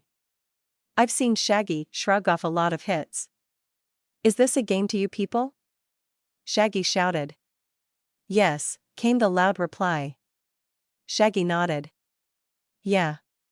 My fault, should have seen that coming. He looked back toward the old man, who now looked more confused than anything. Shaggy figured, what the hell? Taking off his shirt, Shaggy stretched his neck and tensed his muscles. The old man raised an eyebrow and everyone moved back a few steps. Even Vlad flitted to the hero side of the room. The professor moved as well, and Shaggy could see a slightly invisible recording drone over the lizard's shoulder. He sighed and gave the old man a nod. Just get it over with. I got shit to do, old man. The old man's mustache quivered and 2 guns' hands snapped up faster than Shaggy could follow. 2 beams of blue light struck Shaggy in the chest and he felt himself get knocked back all the way to the dome wall. The wall scorched his back, but the actual pain came from the 2 pinpoints on his chest where the blue energy pushed its way into him. Shaggy howled. Shaggy sat back on his heels and gulped in a massive amount of air. Glancing down, he saw the 2 pinpricks where the energy had pierced his skin. The flesh was red and angry looking, and he could feel a bunch of his dermal plates rebuilding themselves beneath his skin. He blinked his watery eyes as he tried to stand back up, his legs only barely listening. Shaggy saw a sea of shocked faces staring at him. Except for Vlad and the professor, everyone had written him off. Score another 1 for broken super healing. Shaggy stretched and groaned, trying to play it off as nothing special. Though he doubted anyone bought it. It was the professor's question that snapped Shaggy out of his facade. So, how did it feel? The professor nodded idly as 2 gun glared down at his pistols. Is that what I'm doing to things I shoot? I might prefer regular bullets, Doc. Shaggy found himself shaking his head along with the professor. No. My healing fought the damn energy tooth and nail as it went through my body. Most things shot by those pistols probably don't even realize they've been hit. But my dermal armor stopped the energy and then it pulsed through my veins. It was not a pleasant experience. Is that what all those lumps are? Said the green woman in an English accent. That sounded genuine. Shaggy glanced down at his heavily muscled chest. No. Those are muscles. Shaggy coughed as he tried to laugh. The green woman twisted her face in displeasure as some others held back laughter. Shaggy reached down for his shirt and hoodie and groaned loudly. Most of the teens and lizards in the area were now dispersing after seeing the show. The rabbit woman was directing everyone back to their stations. But the players all hung around as Shaggy reached into his hoodie. The professor was whispering something to the small gnome that was now on his robotic shoulder. But Shaggy gave a grunt and called. Prof. Time for your side of the deal. Shaggy held up the black box. Vlad flitted back over and grabbed it from Shaggy's weak grip and turned, presenting it to the professor. The lizard and his friends pulled in close. Even the gnome broke out a pair of glasses as they all stared. Vlad opened the case with a flourish as everyone leaned in.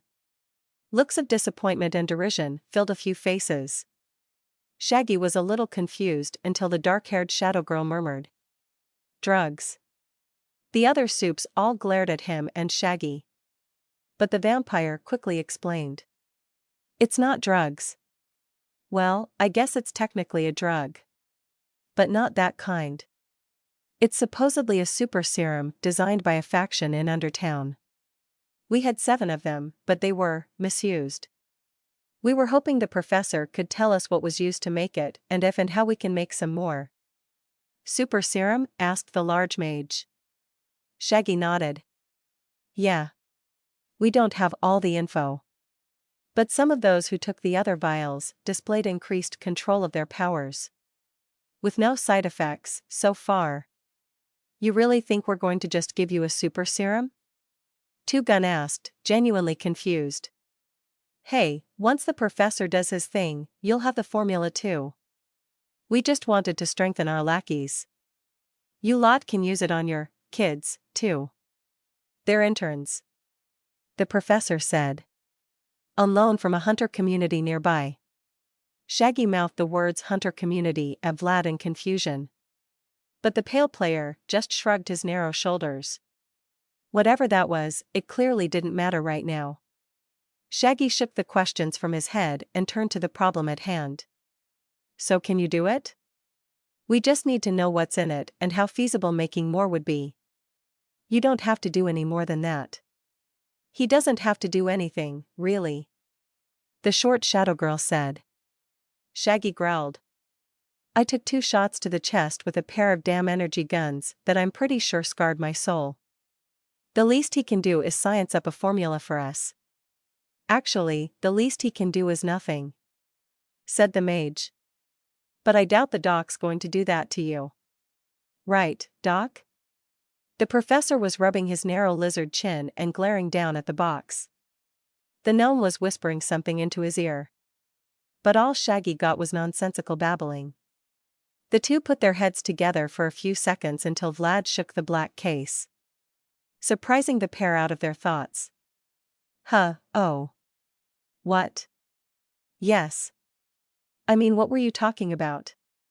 Shaggy sighed. The serum? Can you help us with it? We both get the formula and we help each other with production. The professor grimaced as he gripped his narrow chin again. Shaggy felt his stomach drop as he guessed that the other player was going to say no. Vlad must have felt the same because he quickly sweetened the pot. And we'll take you with us on the cog raid. That got the other player's attention. Although the professor still seemed unsure. Wait.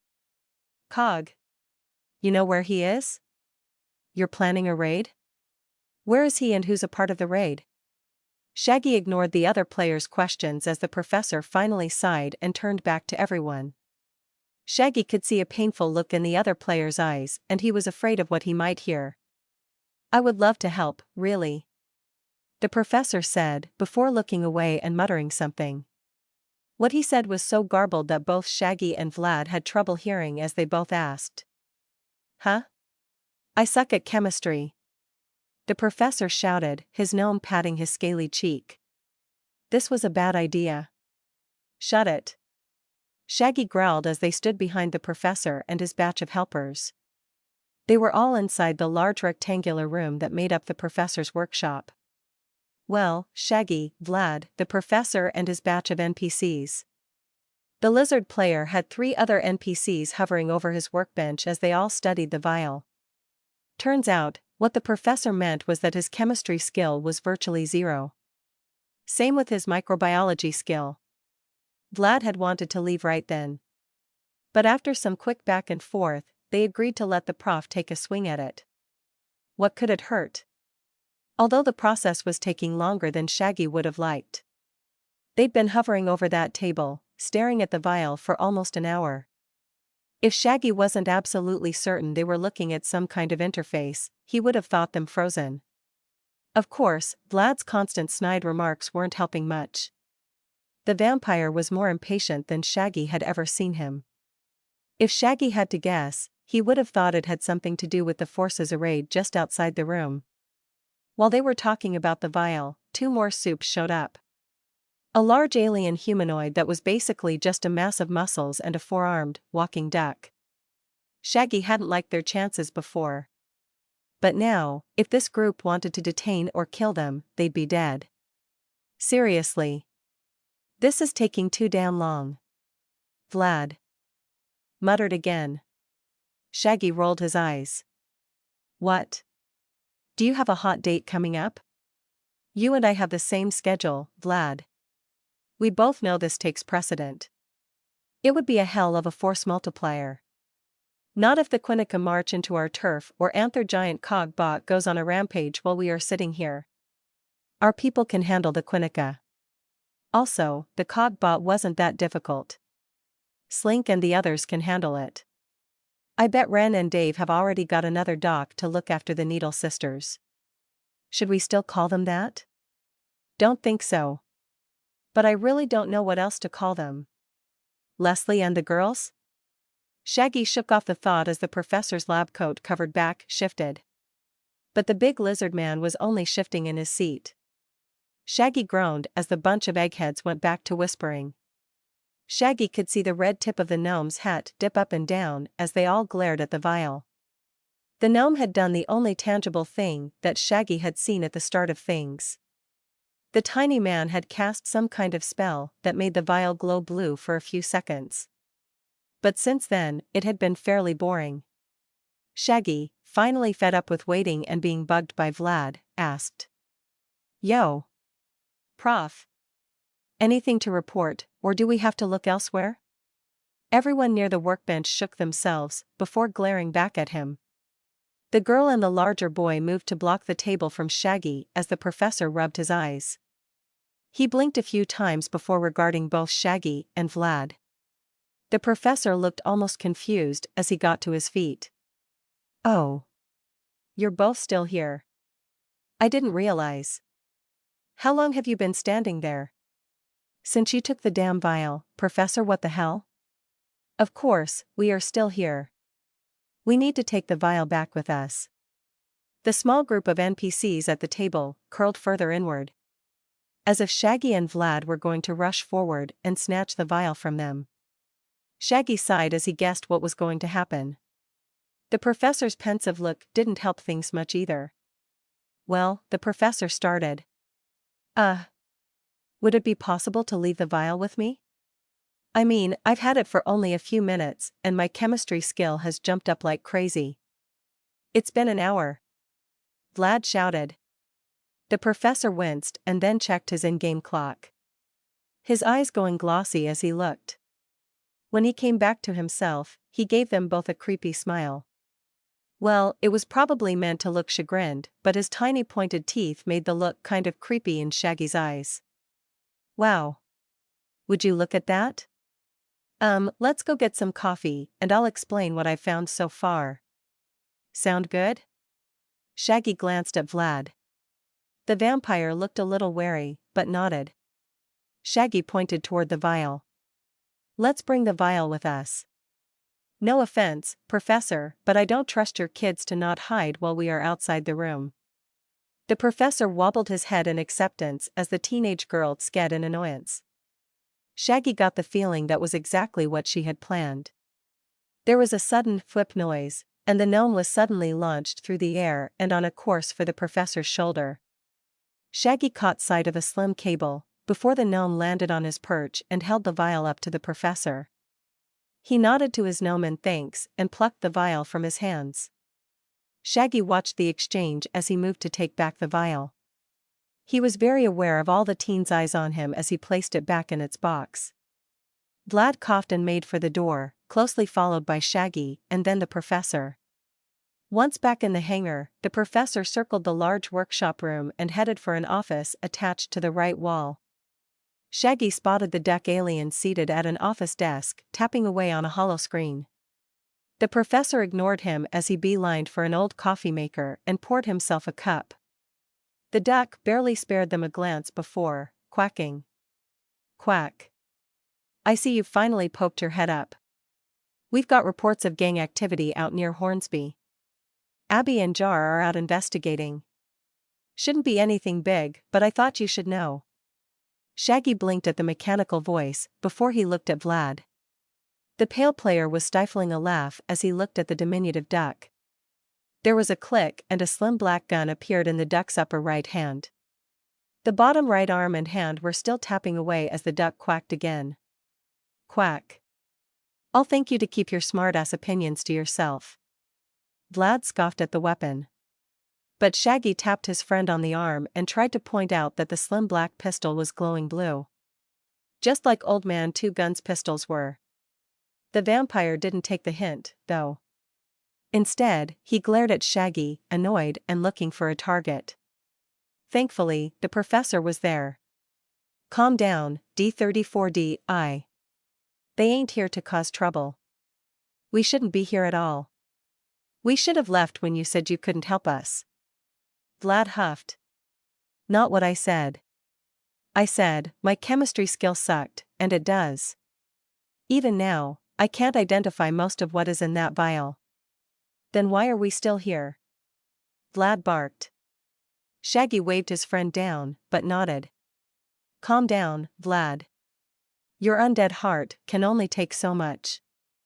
Although I agree, Professor, what have you been doing for an entire hour if you can't even work with the stuff? The professor grinned around the rim of his coffee. I never said I couldn't work with it. I said I can't identify what is in the mixture. However, thanks to Daver, we know exactly what the stuff does. See, that's an oversimplification.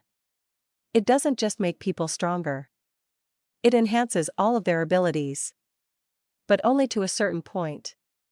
If you are stronger than what the serum does, then it's useless. Great for non-powered or the less enhanced individuals, but supers will not get much from it. Shaggy tapped his chin. That probably explains why it was where it was. It was probably there to strengthen the lowest rung guys. Undertown is a rough place and we could all use a leg up. How powerful does it make somebody? Vlad asked. The lizard shrugged his massive shoulders. I don't know. I'd have to see whoever took it and probably get a sample of their blood. Trouble is, I need better equipment if I want to examine the chemical makeup of something. Quack. Put in a request form and wait. You know the drill by now. The duck was still staring at the screen. So he missed the annoyed look on the professor's face.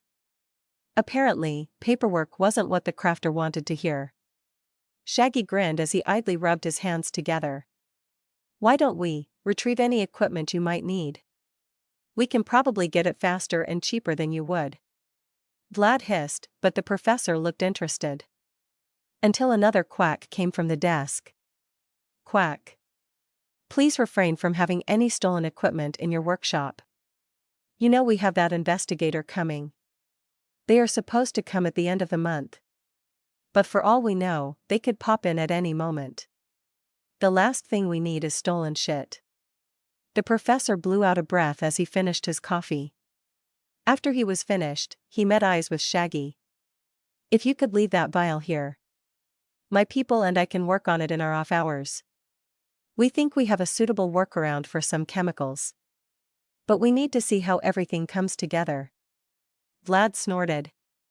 No. Nope. Not happening. We can't trust you lot.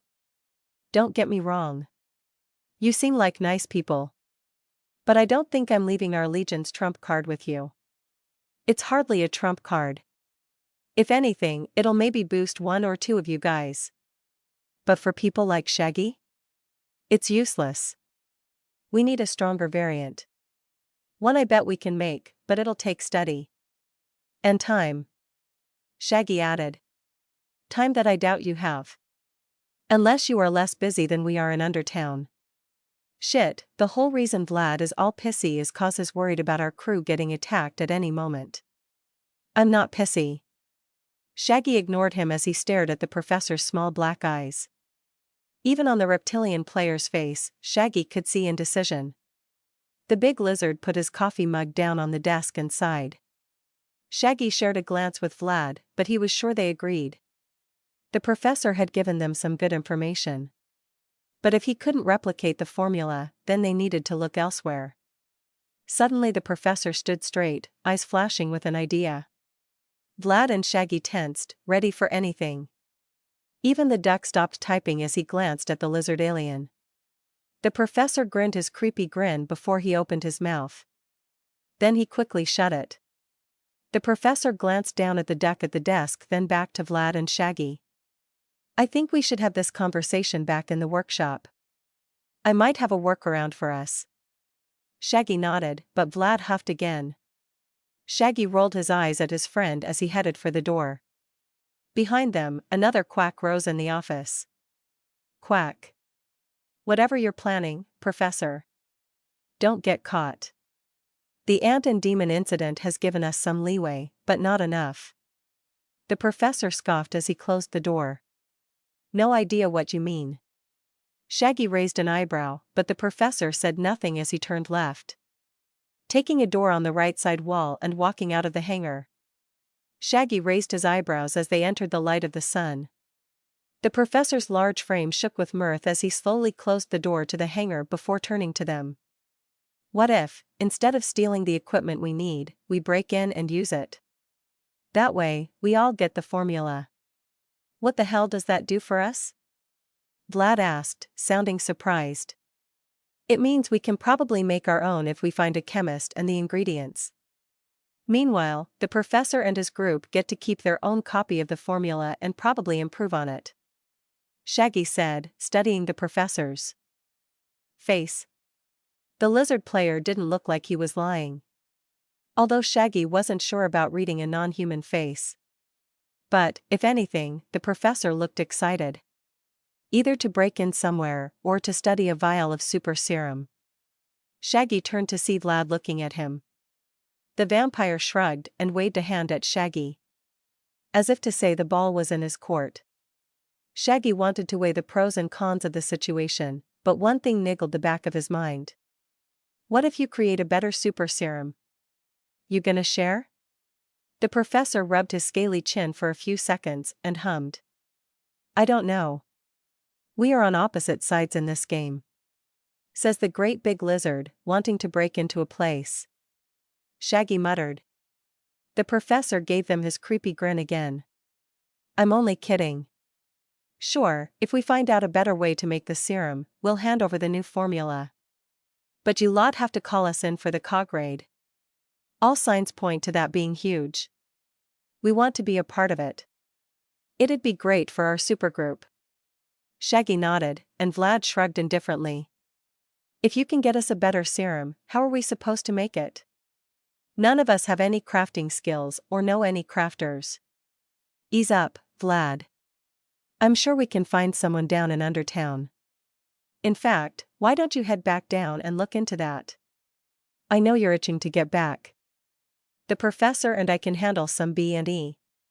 Shags. You're great, but stealth is not your thing. Why do people keep saying that? It's not my fault things go to hell and then we have to run. We can handle it, Vlad. Besides, we both know you want to go check on the Denver. Vlad sighed loudly before nodding. Fine. You're right. I don't like leaving Slink alone with just the lackeys. We need to increase our fighting strength and quickly. Shaggy nodded unhappily and started forward. But Vlad gripped his shoulder and spun him around, away from the professor. Whispering in Shaggy's ear, Vlad hissed. Keep an eye on that vial. We don't want these goody two-shoes to end up with it. Oh, calm down. I've got it, and soon we'll have a way to create more. You just need to find us a chemist or a mad scientist or something. Y'all don't whisper well. Did you know that? I mean, I can hear everything you're saying. The professor chuckled. Shaggy shook his head as the larger lizard smiled down at Vlad. Relax, dude. We're the good guys, remember? It's Shaggy I need to watch out for. He's the evil half-formed mugger of innocent purses. Shaggy rolled his eyes. Oh, let that go, asshole. You got lucky. Sure. Whenever you two are done saying goodbye. You can come in and wait, Shaggy. We probably want to wait until tonight before we do anything nefarious. So you can see how the other half lives. The professor said before heading back into the hangar, that creepy grin on his face. Yeah. I already know all I want. Multicolored spandex and an extra helping of moral indignation are a hell of a way to live, Shaggy muttered. Vlad snorted and covered his laugh as he turned to look at the sun. It was on its way down. Shaggy figured if the vampire actually ran, he could probably get back home before dark. Vlad must have been thinking the same. Because, after giving Shaggy a quick wave, Vlad turned into a black mist and rushed off. The blue dome shimmered as Vlad passed through it, and Shaggy winced as he waited for an alarm. But nothing came. Shaggy unbunched his shoulders and shrugged. Maybe it was only for intruders and not those leaving. Sighing, he walked back into the hangar. The professor was just inside, grinning like a maniac as Shaggy stepped inside. The big lizard's mechanical arm whirred as he lifted it and wrapped it around Shaggy's shoulders. Great. Glad to have you on board, Shaggy.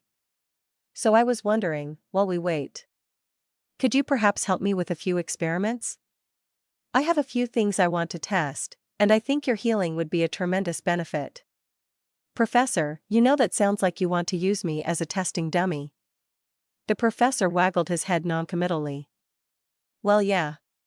But it's all for the betterment of in-game science. I mean, come on, you survived 2 guns new pistols. So your healing has to be through the roof. Why not use it to advance the sciences? Shaggy groaned as he was led around toward the workshop. And what do I get for putting my body through such punishment? Please. It's not like it'll hurt that much. The professor muttered before shaking his head, leading them into his shop. Uff. Hup. Whoa. Stay still. Why the hell would I do that? Shaggy ducked under Claire's slim green arm and backpedaled. The tall woman gave chase and Shaggy activated his slide move ability. He was trying to sneak around and batter the woman's side, but she caught him. Her left arm swung out and hit him in the shoulder and Shaggy went flying. Shaggy grunted over the sound of his shin crunching as he hit the cement floor way beyond the rubber mat of the exercise room. It wasn't the first time the super-strong woman had sent him flying. Shaggy peeled himself from the floor and groaned. He felt his shoulder pop back into place and he checked his HP. He was sitting at 432 over 497, but it was raising fast. Still, the woman had knocked a large chunk of his health and sent him flying with one swing. He gave a quiet grunt as he returned to the mat and took a fighting stance again. Are you sure you are good to continue? Jarlock asked. Shaggy grinned as he rolled his shoulders. Yeah, she took a lot out of me, but I'm almost back to full. Claire huffed from her side of the mat as she blew a strand of black hair out of her face. Well, that's annoying. Maybe next time I should grab you. Please don't. Shaggy winced. I don't want your husband to shoot me when I claw you up again. That was one time, you winner. Dear, this is supposed to be a friendly spar. You didn't have to shoot him. Two Gun shifted on the bench he was sitting on. Hey, his claws are weapons. This was supposed to be hand-to-hand only. He cheated and he could have killed you. Yeah, and she would have respawned right here on the mat. That's how the spar system works, old man. You know that, said Abby. Two Gun said nothing, but crossed his arms and set his mouth in a slim line. Clearly not budging on the subject. Shaggy shrugged and raised a hand to forestall any more complaints. I get it. The dude doesn't enjoy seeing his wife cut up. I'd be the same way if I saw Levy getting shot to hell. Two Gun raised a finger at Shaggy with a triumphant expression on his face. But Claire snorted as she stepped off the mat and toward her water bottle. She took a quick sip before she turned back to her husband. Dear. This is a game. I am perfectly fine. Yes, his claws hurt and can get through my skin. But it's just as easy for me to hurt him. He's got that crazy healing though, sugar. You damn near snapped him in half before and he just popped right back up. Jarlock quirked an eyebrow. He was lying on the mat screaming for several minutes. I almost wanted to kill him just so he'd respawn. Abby picked herself up from the floor and moved to the mat. That's the shitty thing about the training mat. It'll help you with your moves. But not so much for your skills and abilities. My turn? Hey, here's a question. When is it someone else's turn? Shaggy asked. Seriously, if I didn't know any better, I'd think you were hazing the supervillain. Hardly a supervillain. You're D-tier. Abby smirked. By HLO standards, Abby, and we all know those are shit. Not to mention, we saw him go round and round with Claire. Although we didn't get a good baseline for his strength. Is that why you lot asked me to spar? You wanted to assess my abilities? Shaggy asked, annoyed. Well, you were sitting by the professor's shop looking bored as they poked and prodded you, anyway. Abby said. Besides, don't act like it hasn't been fun. Shaggy couldn't disagree, so he simply settled into a fighting stance and grew his claws. Once his hands had transformed into their longer, sharper form, he glanced at Two Gun. The old man was glaring at him, but his hands were away from his weapons. Abby snickered as dark shadows wrapped themselves around her arms. Her long shadow blades extended past her arms and engulfed her sides. You don't have to worry about the old man and his guns. You should be more worried about me. Shaggy returned his gaze to Abby. Dark shadows coiled off her shoulders as the arm's blades seemed to fully solidify. Shaggy said nothing, but backed up to his side of the mat and waited for Jarlock's signal. Shaggy crouched low as they faced each other, mental finger hovering over the pounce ability. He kept the large robed man in his peripheral vision and tensed when he saw the mage's arm go up. Jarlock's arm came sailing down just as his voice shouted. Fight! Shaggy pounced immediately. Abby rushed forward at the same instant, and the two clashed at the center of the mat. Shaggy's claws reached for the woman's torso, but her shadow blades raked upward, catching Shaggy in the legs and flipping him over her head. He grunted but confirmed that the blades weren't sharp enough to get through his skin. Shaggy hit the mat on his back and rolled away before Abby slammed the point of her blades down at him. He hopped to his feet and raked his arms sideways. But the small woman dove forward, letting the claws sweep through her shadowy form. Shaggy felt a slight tug on his claws, but nothing tangible. That Abby didn't fall away screaming was another clue that he had done no damage. The billowing shadows filled his vision as Shaggy tried to backpedal. But a large shadow blade rushed out of the darkness and slammed into his shoulder. The blade sunk into his skin, but stopped as it hit his dermal plating. Shaggy jumped and kicked both his feet out, listening for and hearing a grunt as his feet connected. The mass of shadows followed their master as she was flung backwards on the mat. Abby rolled out of the kick, her shadows cushioning her fall. Shaggy picked himself up and got ready for another exchange. He checked his claws. They were free of any sort of blood or shadowy residue. He sighed. "You're intangible." Shaggy grunted. Abby was checking her own blade as she responded. "And you're tough as shit." "My blades aren't the sharpest, but they haven't failed me before. This is going to be a war of attrition. Unless you give up." Abby grinned. Shaggy snorted and flung himself at the small woman again. Her blades came up to protect her, and Shaggy grunted as his claws clashed with her shadow blades. Abby pushed out of the clash and ducked low to roll away. Shaggy intercepted and brought his knee to her face, but her shadows moved again to protect her. Shaggy's knee collided with a sludgy mass of shadows, and he grimaced as the shadows tried to wrap around him. He tried to back away, but the shadows clung to him.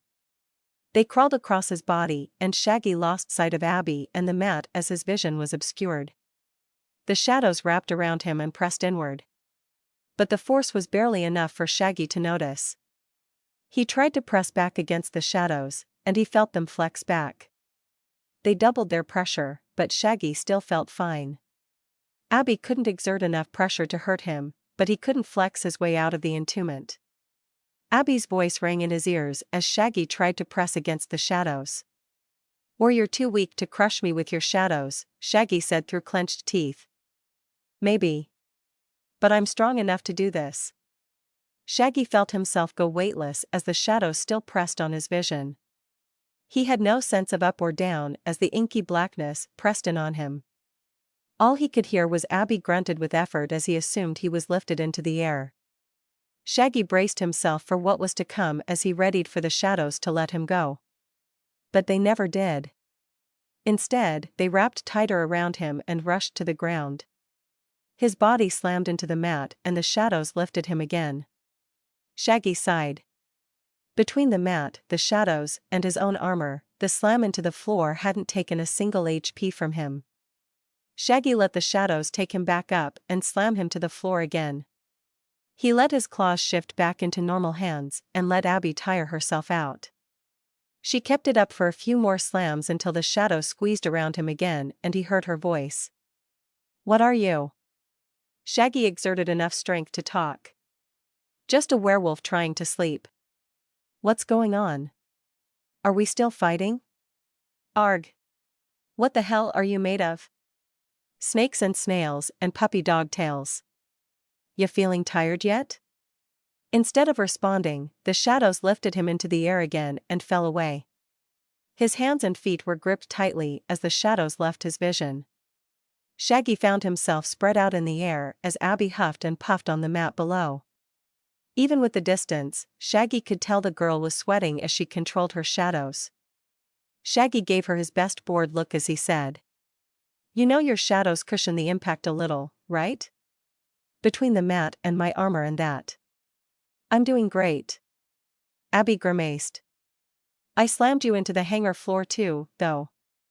"Did you? I must have missed that." "I don't think you're building enough momentum to do any damage. But I can hold you long enough to let my friends hit you." "If this was an actual fight, right?" Shaggy shook his head. "No. I don't think so. Remember, I could always wolf out and probably break this easily." "Why haven't you?" Jarlock asked. Shaggy couldn't see the mage, but he angled his head toward the voice. "It didn't seem fair. This was a spar. So I didn't want to go full werewolf. I'm more durable and more deadly in that form. Even if I am a bigger target." "Is that why you didn't do it for our fights?" Claire asked next. "Yeah, I doubt I have the agility to avoid you at all in wolf form. Sure, I could probably heal from your hits. But I think it would turn into a slugfest that would leave the mat. We have to try that sometimes." Shaggy didn't know how he felt about that. The large woman packed a hell of a punch. She'd probably only need to land 5 or 6 to kill him. Meanwhile, he didn't know how his teeth stacked up to her skin. It would really be a crapshoot. A grunt brought Shaggy back to face Abby. The small, dark-haired woman had an annoyed look on her face as she held him in the air. "You said you could probably break out of my shadows easily. Care to try? Shaggy shrugged and nodded his head. He heard Jarlock say something, but it became muffled as the shadows engulfed him again. Shaggy let the girl get a firmer grip on him, waiting for her to start squeezing. As soon as she did, Shaggy started the shift and let himself slip into his werewolf form. There was some pushback from the shadows, but Shaggy muscled his way through and out again just as a pained scream filled his ears. Shaggy's lupin feet slammed into the mat and he reoriented himself. He heard shouts and yells as he spun, careful not to tear up the mat. Abby was lying on her side of the mat, gripping her head in pain. Jarlock was beside her as whispering a spell or just calming her down. Two Gun and Claire were up and moving around Shaggy's body. Two Gun had both his weapons out and Shaggy heard himself give an involuntary growl. The old cowboy froze, but his wife kept moving. Claire made her way to her friend as her husband glared up at Shaggy. Shaggy snorted and glanced at the cowboy's pistols before looking back at the old man. Two Gun snorted, but put the weapons back in their holsters. Shaggy nodded and started panting as he turned to check on Abby. She was sitting up now, looking more annoyed than hurt. When Shaggy Frame came lumbering up, he saw her sigh. Yeah. You are way too big for me to handle in that form. The kickback on my abilities almost knocked me out. Shaggy nodded his large head and cancelled his shift. He thought he saw a look of sadness appear on Claire's face. But he ignored it. Shaggy was pretty sure the lady was more than ready to go another round with his wolf form. But Shaggy really did not want that. Two Gun was way too itchy with his trigger fingers and those guns hurt like hell. Shaggy cracked his neck as his human body reformed and smiled. Yeah, it's a cheaty-ass form, that's for sure. And you couldn't have kept it for a few more rounds? Claire asked. No. I am not getting shot by your husband again. Shaggy shook his head. See, dear. You do ruin all my fun. Only 'cause I love you. Two Gun said, unapologetically. Shaggy looked around for something to eat or drink and found a small mini-fridge by the benches. He gave Abby a smile as Jarlock helped her up and moved toward the fridge. He grabbed himself a small energy bar from the basket on a bench before turning back to the supers. So, is the hazing done? Jarlock snorted. It wasn't hazing. We just wanted to keep ourselves occupied. Shaggy glanced around the busy hangar. Teens and Lizard moved around in groups. Some were training, some were talking, while others were moving bits of equipment back and forth. The large command center at the back of the hangar was abuzz with NPCs. Shaggy couldn't see what they were doing, but he guessed it was the hero version of what Slink was doing. Probably taking in calls about cats in trees and lost balloons. Shaggy smiled as he looked back at Jarlock. Seems like you're all plenty busy. Nah. Abby said as she joined him by the fridge. After our fight with the demons, our territory has been pretty quiet. All the smaller gangs have gone into hiding and are regrouping. I will bet that the system will pick a winner to throw a bone at in a matter of days. Two Gun added. So you guys knocked out the biggest gang in your area? Why not go after the smaller ones? Jarlock sighed. We kind of went over the APD's heads when we nuked the demons. So they want us to step back. As a sign of good faith. We still do daily patrols and help the community where we can. But we can't actively go after a gang. I tell you, it's the system resetting things for us. Two Gun plopped down on the bench near Shaggy. Sure, but that shouldn't stop us from branching out into another district. Abby complained. No. City Hall stops us from doing that. We haven't earned enough trust to get another district. Shit, the district we do have is filled with hunters who don't exactly need our help. Maybe not with City Hall.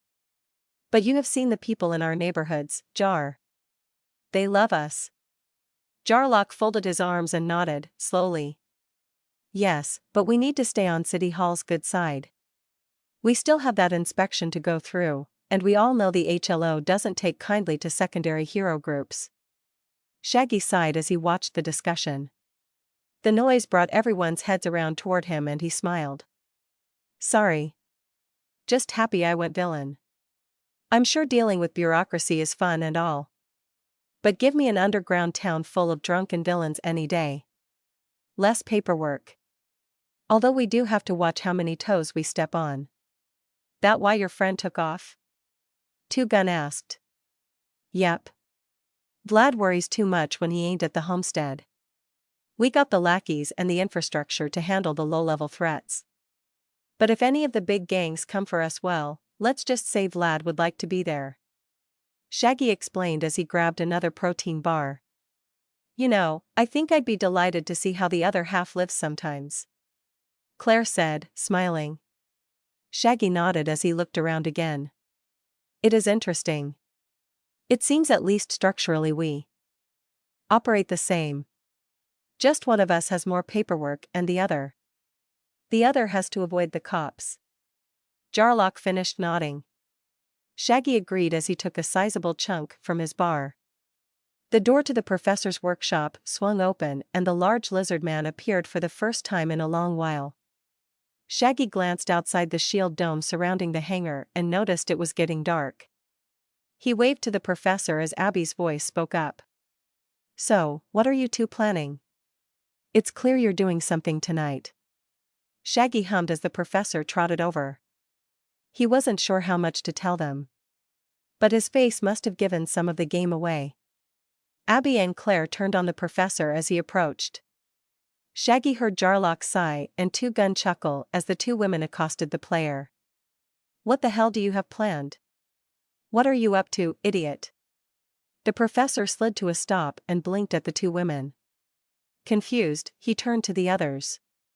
But Jarlock merely planted his feet and glared. Two Gun shook his head and Shaggy kept his mouth shut and shrugged. The professor grimaced at them before trying to explain. Don't worry. It's nothing dangerous. What about illegal? If you get caught doing something you shouldn't, we are all going to be toast. Abby said. The professor nodded. Yes, but if we don't get caught, we will have the formula to a super serum.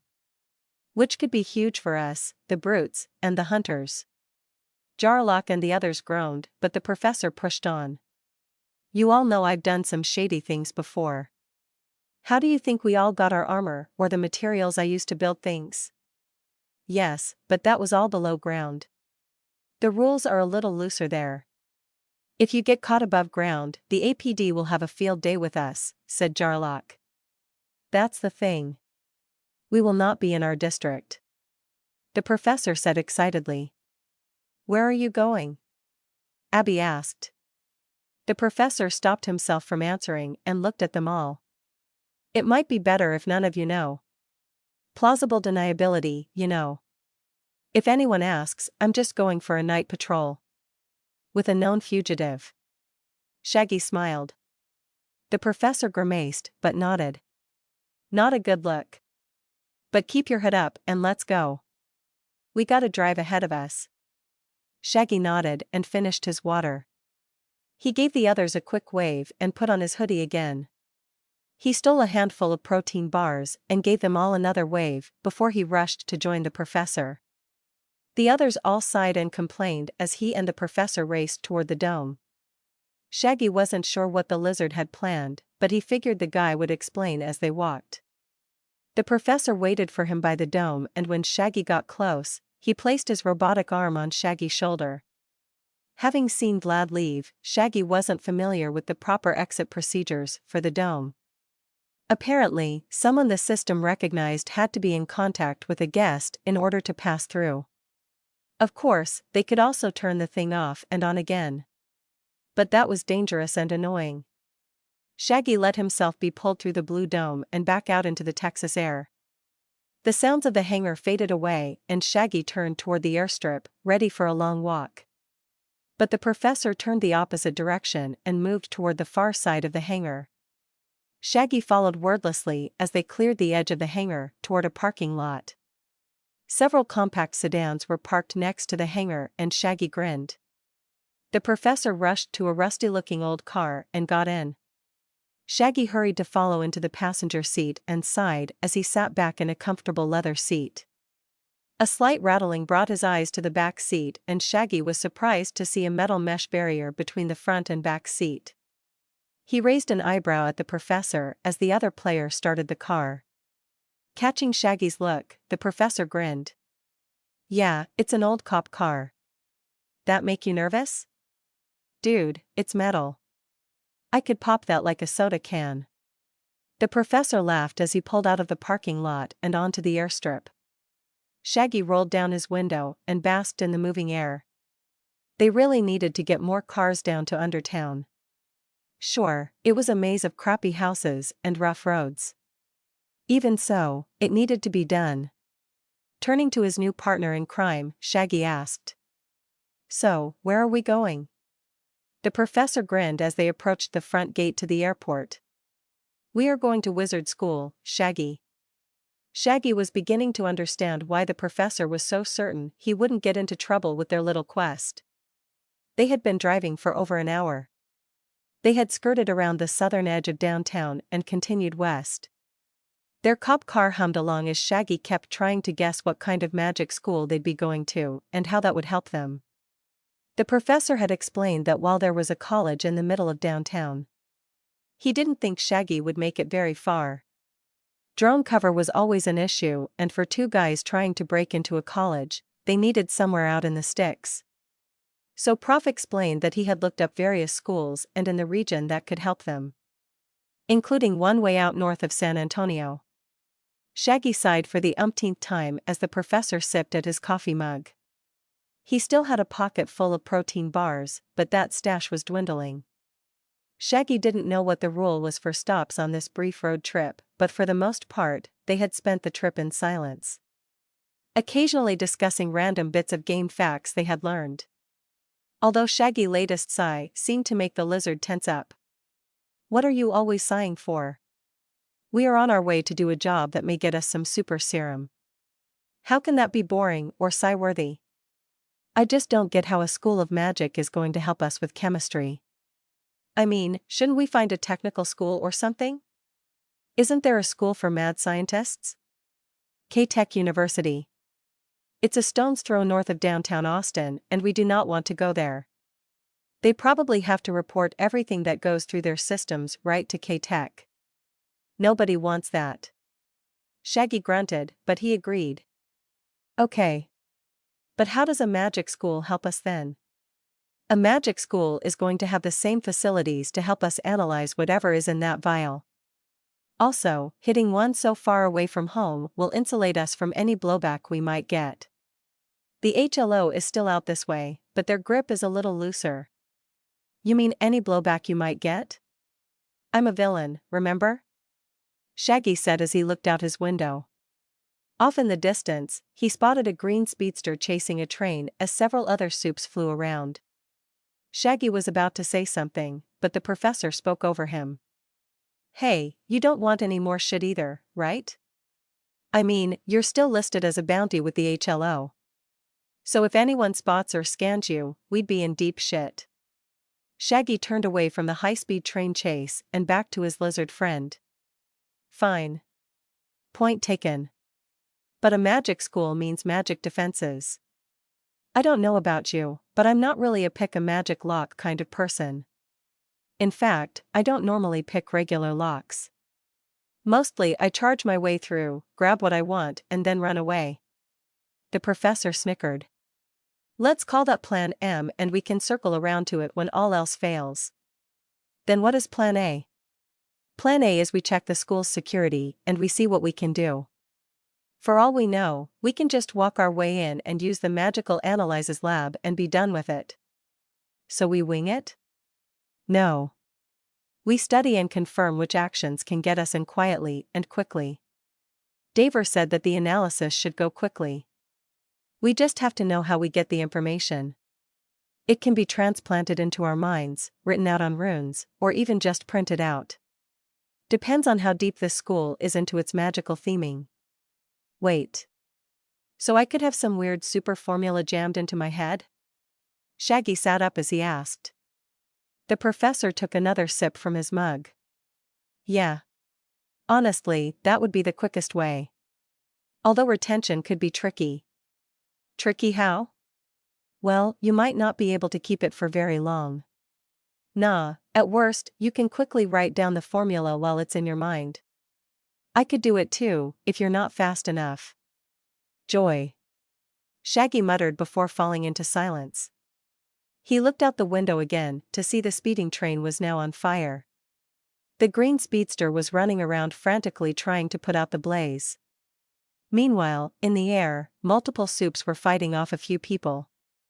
Shaggy tried to peer closer and see what the villains were stealing, but it was too far. He spotted their getaway truck, though.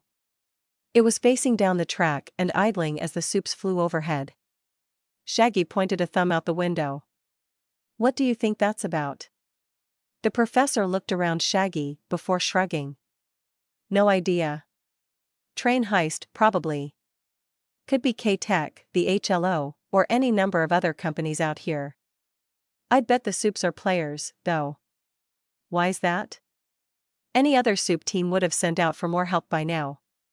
Players are a little more cagey about someone taking their credit. Is that why you haven't helped? The professor snorted. Please. I'm persona non grata with the HLO right now. They wouldn't want my help, even if they were on fire. Especially now that I've set up my own supergroup in their backyard.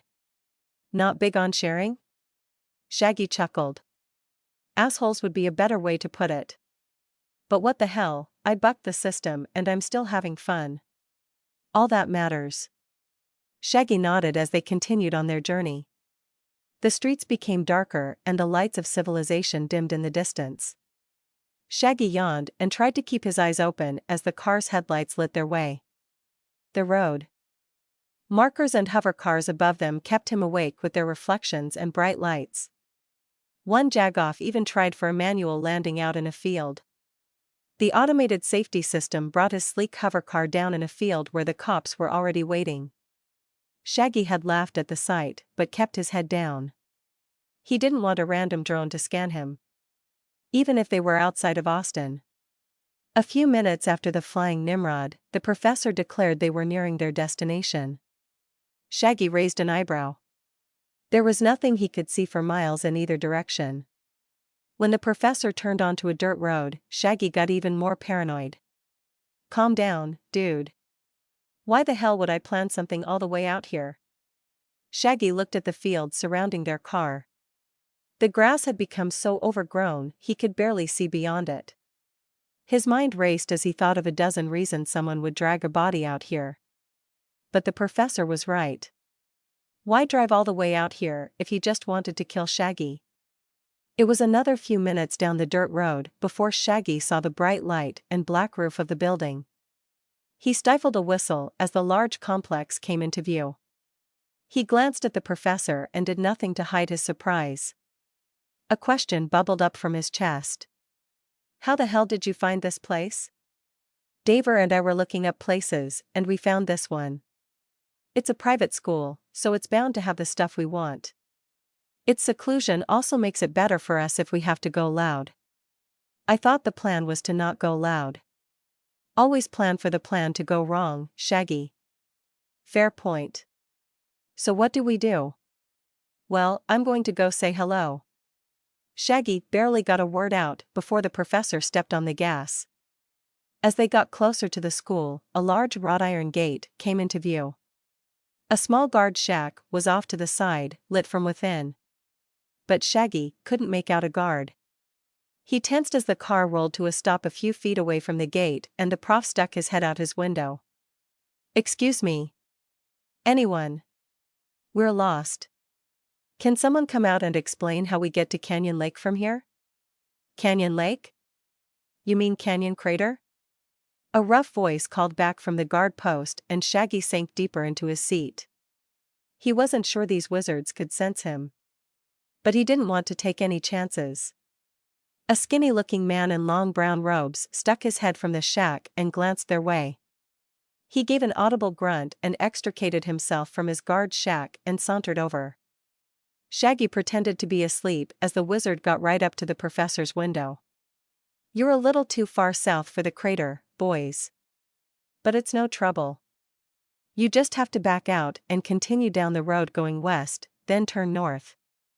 The professor laughed convincingly. Ha ha ha. I thought I'd done that. What is this place, anyway? Looks like a mansion. The brown-robed wizard humphed before he responded. It is the Pertree Shoretop Private School of Wizardry, where the rich and elite send their little ragamuffins. A private school? All the way out here? What the hell? I thought all the wizards went to the big colleges in Houston and Austin. Oh sure, they send their firstborn and the special cases. But the dregs get farmed out to these elite schools, you know. Somewhere to hide the odd bastard or the daughter with only low talent. Don't let that fool you, though. They are all a bunch of snobs. Huh. The professor slapped the wheel of his car before he backed up. Well, we'll let you get on with your night. We wanted to get to a campsite around the crater. Understandable. All these new soups have been rushing toward the place, looking to mine some random bit of ore from the crater. The professor slowed the car as he asked. So you've had more visitors out this way? Not so much visitors. But we had a few dumbass run straight into the school's barrier. Even had a damn flying car careen right into the thing. Dumb asshole, shut off his guiding computer. Their car sped up again as the professor spun the around. You have a good night, sir. Bye. Drive safely. Shaggy cracked an eye and looked over at the professor once he felt the car settle into a low hum. So that was useful. Just that last bit about the school's barrier. But that shouldn't be an issue. The professor nodded. So we doing this? Oh yeah, hang out to your seat. The professor whipped their car off the road and into the tall grass. He turned off his lights and slowed to a crawl as he spun the car around and headed back to school. Shaggy checked his pockets for his protein bars and readied himself. Once the top of the school came back into view, the professor stopped the car completely and shut it off. Shaggy looked over and saw the lizard man checking his own pockets and robotic arm. They exited the car after making sure they were ready and crouched low. The duck walked their way closer, the professor in the lead. Shaggy noted that the other player had his real hand out, feeling the air as they moved. Shaggy guessed that the prof was looking for magic traps. A thought that proved true when the professor stopped suddenly and waved his hand up and down. Shaggy held his breath as he heard the professor swear. Is it a trap? What? No. It's a spiderweb. I just stuck my hand in it. There shouldn't be any traps until we reach the fence. They what the hell do you have your hand out for? Shaggy sighed and clamped his mouth shut. His fault for assuming. He needed to get his head in the game and carry on. They continued silently until the large fence surrounding the school came into view. It was a large wrought iron gate that spanned the length of the school grounds. But the bars were far enough apart that Shaggy bet he could squeeze through if he wanted. Although he doubted it would be that easy. The professor slowed again and Shaggy could see the lizard's face scanning up and down the fence. An orange glow suffused the player's eyes and Shaggy had to stop himself from asking. Soon the glow dissipated and the professor turned to Shaggy. Talk about lit up like a Christmas tree. There's a shit ton of protection around the fence. Huh? Oh no, not at all. I just mean, it's freaking crazy how far some people will go to protect themselves. I mean, some of these are redundant spells placed over each other. It's ridiculous. But you can get us in right. The professor simply nodded as he reached down to his robotic arm. There was a small hiss, and a panel opened on the player's arm. Shaggy saw the professor reach in and grab something before closing the panel again. The professor held up a rail spike and grinned as Shaggy winced. He'd been on the receiving end of one of those things. Although he didn't think the thing would even pierce his skin now. The professor ignored Shaggy as he studied the spike for a few seconds. Shaggy looked at the black spike as well, but other than a few scratches on its surface, he couldn't see anything. The professor spun the thing in his hands before he whispered a few words. Rushing forward, the professor jammed the spike into the ground near the fence and quickly backed off. There was an audible snap hiss in the air before things went quiet again. The professor's eyes glowed orange again, and he nodded. "We're good. Go fast," the professor whispered. Shaggy followed as they squeezed themselves through the sizable gaps in the fence. Shaggy was tense as he waited for a loud alarm to go off. But nothing happened as they pushed their way through. Soon enough, they were through and hugging the nearest building wall. The professor was crouched down, checking his wrist. So Shaggy joined him and noticed that the lizard was looking at a small holographic map. Shaggy just made out a red dot, before the professor leapt into motion. "Incoming," he whispered. Shaggy looked down at either end of the building as the professor fished in his pockets. A flashlight appeared at the western edge of the wall and Shaggy rushed to intercept the incoming guard. The flashlight got brighter and brighter than its owner approached and Shaggy hugged the wall, waiting. An arm appeared before a large alien guard turned the corner. But before Shaggy could strike, a yellow oblong slapped into the guard's chest. There was an electric hum and the smell of ozone filled Shaggy's nose.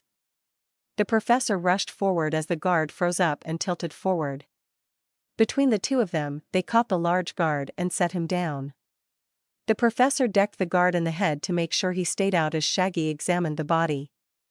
There were multiple slim wires hanging off the wrapped around the body at odd angles.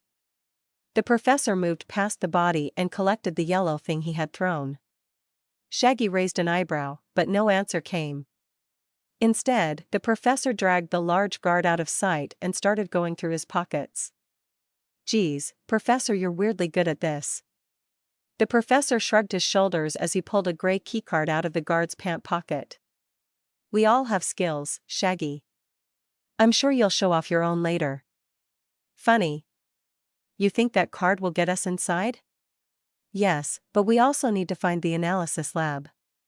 Shaggy grinned. "Well, lead the way, Professor."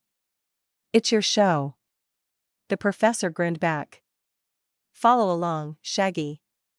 You might learn something." Shaggy and the professor cut their way through the dark grounds. A few magical lamps were the only source of light on the school paths. The professor kept his arm up, his weird scanner warning them whenever another guard was nearby. There were a surprisingly few amount of guards watching the school. But Shaggy figured that was because it was night and the school was so far removed from society. Whenever they did see an approaching guard, the professor would signal and they'd hide. Thankfully, the school was ostentatious enough to have a lot of foliage. Though, Shaggy was getting sick of diving into bushes. But the grounds were amazingly big, and the first few buildings they'd examined had been dormitories. The school itself was deeper in toward the center of the grounds. At least, that's what a helpful directory map they had found said. "Incoming," Prof whispered. Shaggy sighed, but leapt off the path and behind a large hedgerow of bushes. He hugged the ground as the professor did the same a few feet ahead. The sounds of steady footsteps filled the night air. Shaggy listened as the guard wordlessly walked by, his steps disappearing into the distant. He waited for the all clear from the lizard before he got up.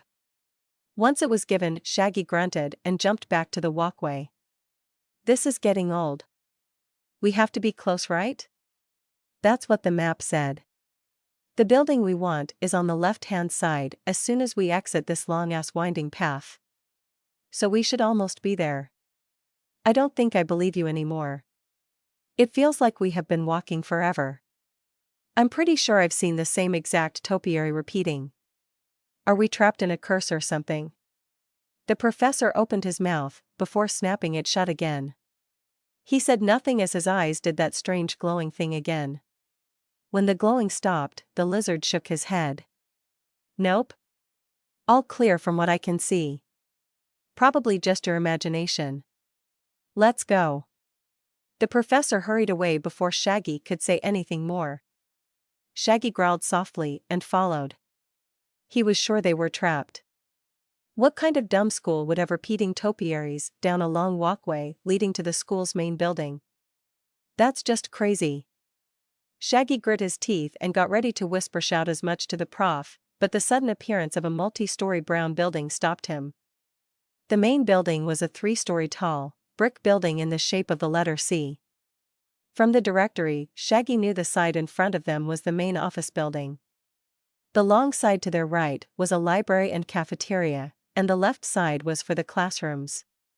Which meant the analysis lab was in the left section. Shaggy veered that way, but the professor's robotic hand grabbed his shoulder. Shaggy pulled to a stop and looked over. The lizard player's eyes were glowing again as he scanned all 3 buildings. Shaggy waited for the prof to snap out of it, keeping his eyes open for more guards. When the glow faded, the professor grimaced and started walking toward their building. Shaggy quirked an eyebrow and followed. "I think we're good to go," the professor trailed off. Shaggy kept his head on a swivel as he responded. "You don't sound too sure there, document."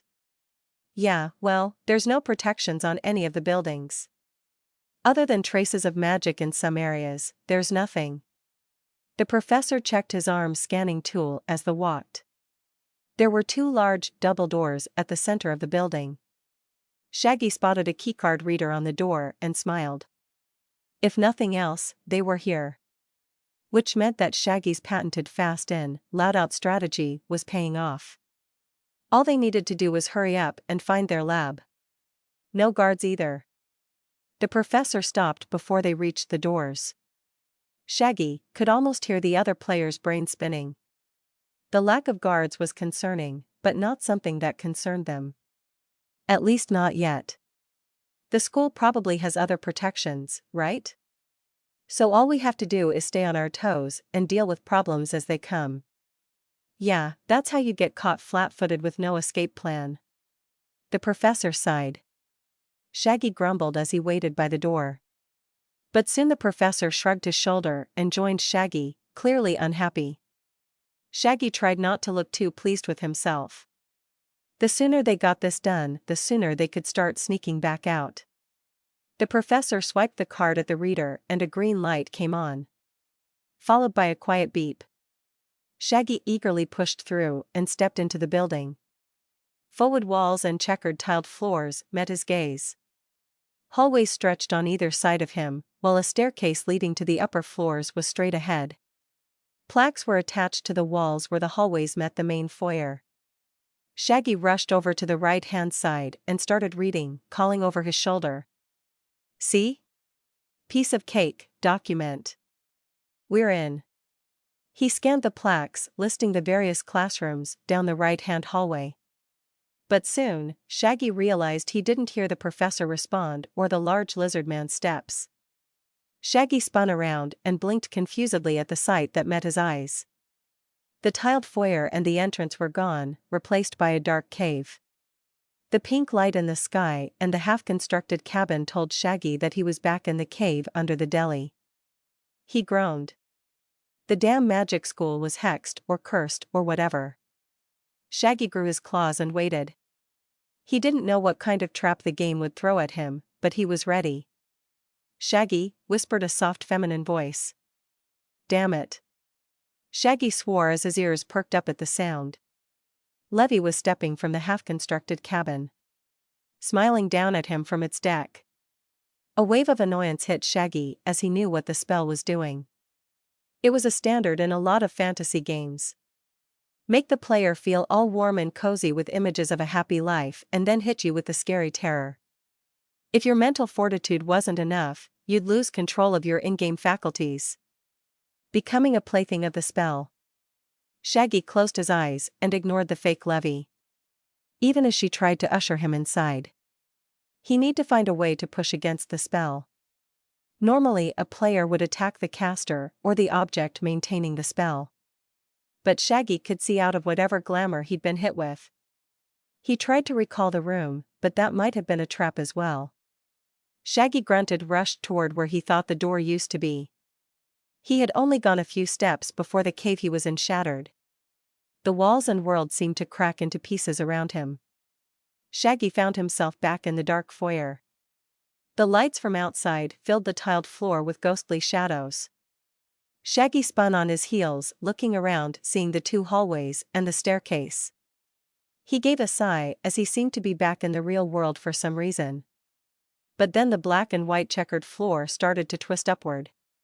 It spun into a funnel and Shaggy had to crouch low as the ceiling and walls curved around him. The checkered pattern spread itself along the walls and ceiling. Soon, Shaggy was crouching in a long tube of black and white colored tiles. He growled under his breath as he tried pushing his way out, but the walls felt like cement. Shaggy knew that none of this was real. It was all just another glamour or illusion created by the school's protections. That didn't mean it wasn't annoying though. He started crouch walking down the tube, not really knowing which way he was going in the foyer. Hell, for all he knew he was staying in one place in the real world. He fought the urge to wolf out. While that would probably solve the issue, it would also make him easier to spot.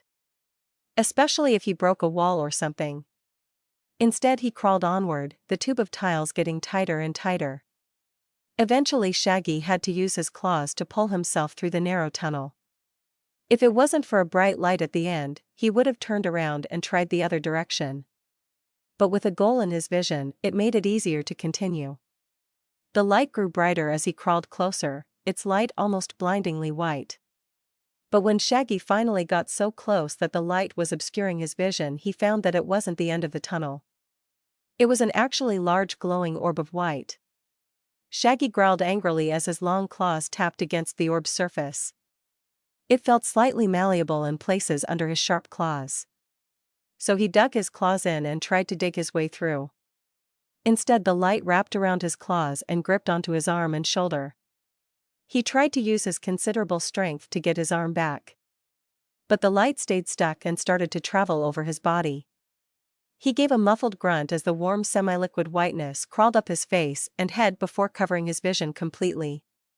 He tried to shut his eyes to the brightness, but it penetrated his eyelids so fully that it was pointless. Shaggy opened his eyes again to find himself in a bright white void of nothingness. He swore loudly, before marching around. He was getting pissed. This damn spell was annoying. Couldn't it pick a theme and stick to it? Shaggy raked his claws through the air a few times. But nothing happened. He walked for a bit in various directions, but the white void was the same. He couldn't even tell if he was moving within the void. Frustrated, Shaggy sat on the floor and tried to center his mind. He sat and waited, trying to push against an invisible force with his mind.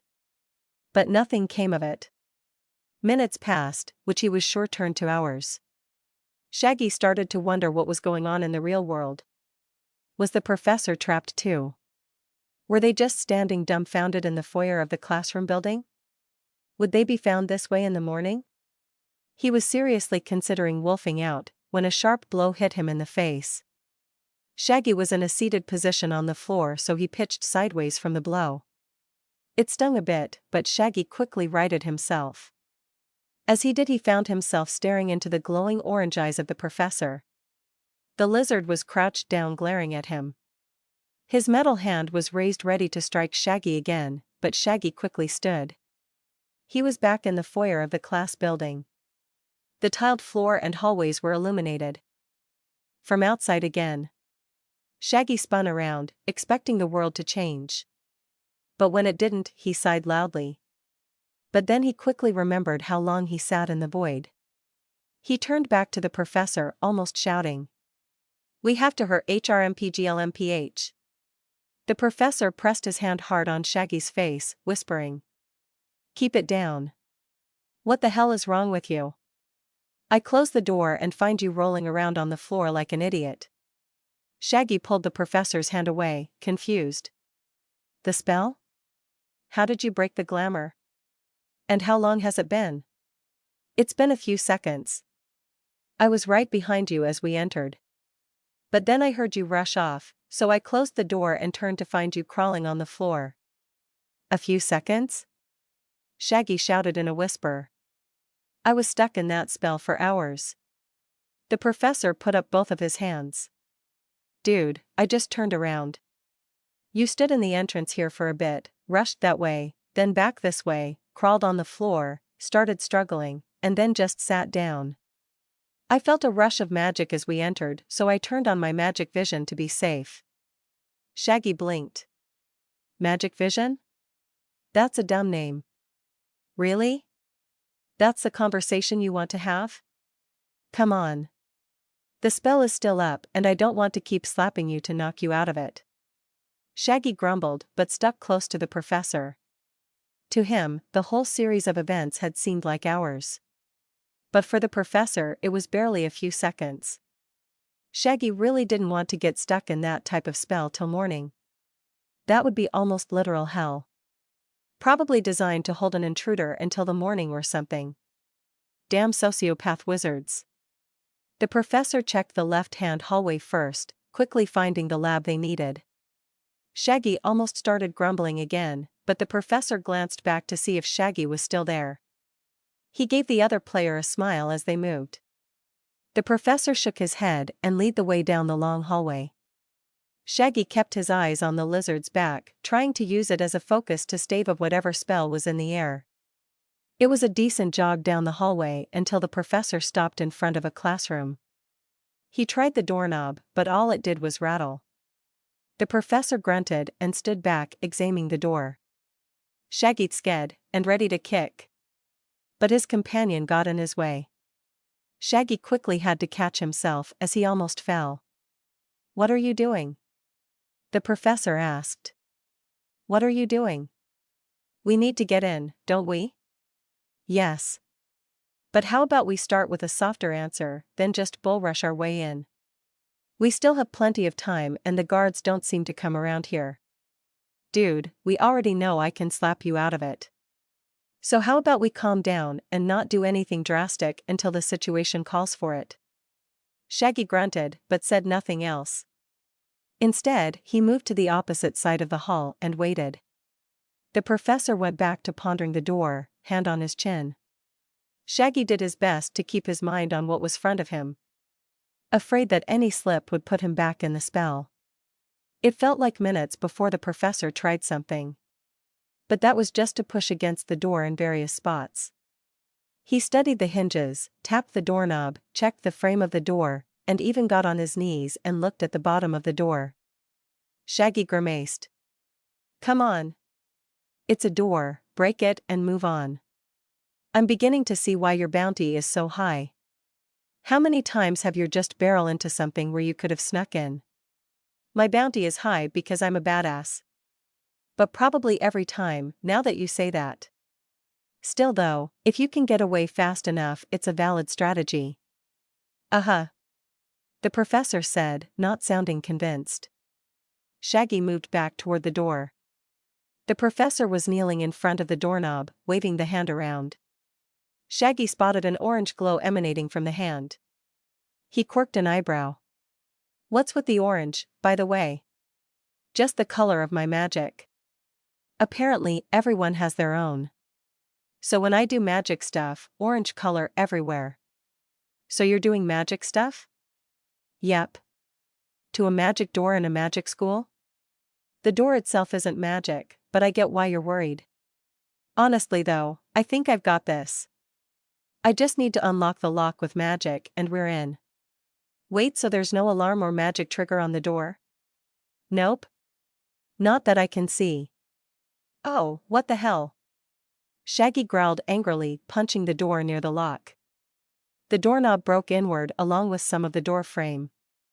There was a loud crash as the door rocketed inside and smashed against the wall. It bounced back on its hinges, making the professor stand and back away. He shot Shaggy a dirty look as they stood in silence. Shaggy was waiting for an alarm, while the professor was looking up and down the hallway. When nothing came, Shaggy sighed. But the professor hissed through clenched teeth. "That was risky. Dude, we're fine. No magic mojo, right? So we can just punch our way in and then sneak back out." "Yes, but now they know someone was here." "So what? Maybe it was one of the magically nerds who go to the school? We can steal some quiz answers or something on our way out. Throw off the scent." "Shaggy, they could cast a scrying spell to find out where we are." Could. But will they? The professor grunted and stayed silent. Shaggy took the win and marched into the classroom. He took one look at all the equipment and various machines and spun back to the professor. Shaggy waved a hand at the room, and the professor sighed as he moved into the room. The lizard glanced around before finding what he was looking for and moving to it. It was one of the only silver pieces of machinery in the room. The rest of the arcane tools and machines had more earthy tones and were covered in markings. The silver machine also had some weird marks on it, but Shaggy didn't really care enough to try and make them out. Instead, Shaggy moved to the large, oaken desk that stood at the front of the room. It was covered in various binders and books, but was mostly tidy enough. Shaggy tested a few drawers, finding them locked. Figuring it was a safe bet that the drawers weren't trapped, he wrenched them open. The sound of wood and metal snapping filled the room, and the professor turned to regard him again. Shaggy waved off the other player as he peered into the topmost drawer. Stacks of papers met his gaze, and he read the title. "Hey!" Shaggy called. "What is the study of magical permanence in relation to non-terrestrial and non-dimensional materials? Is it important?"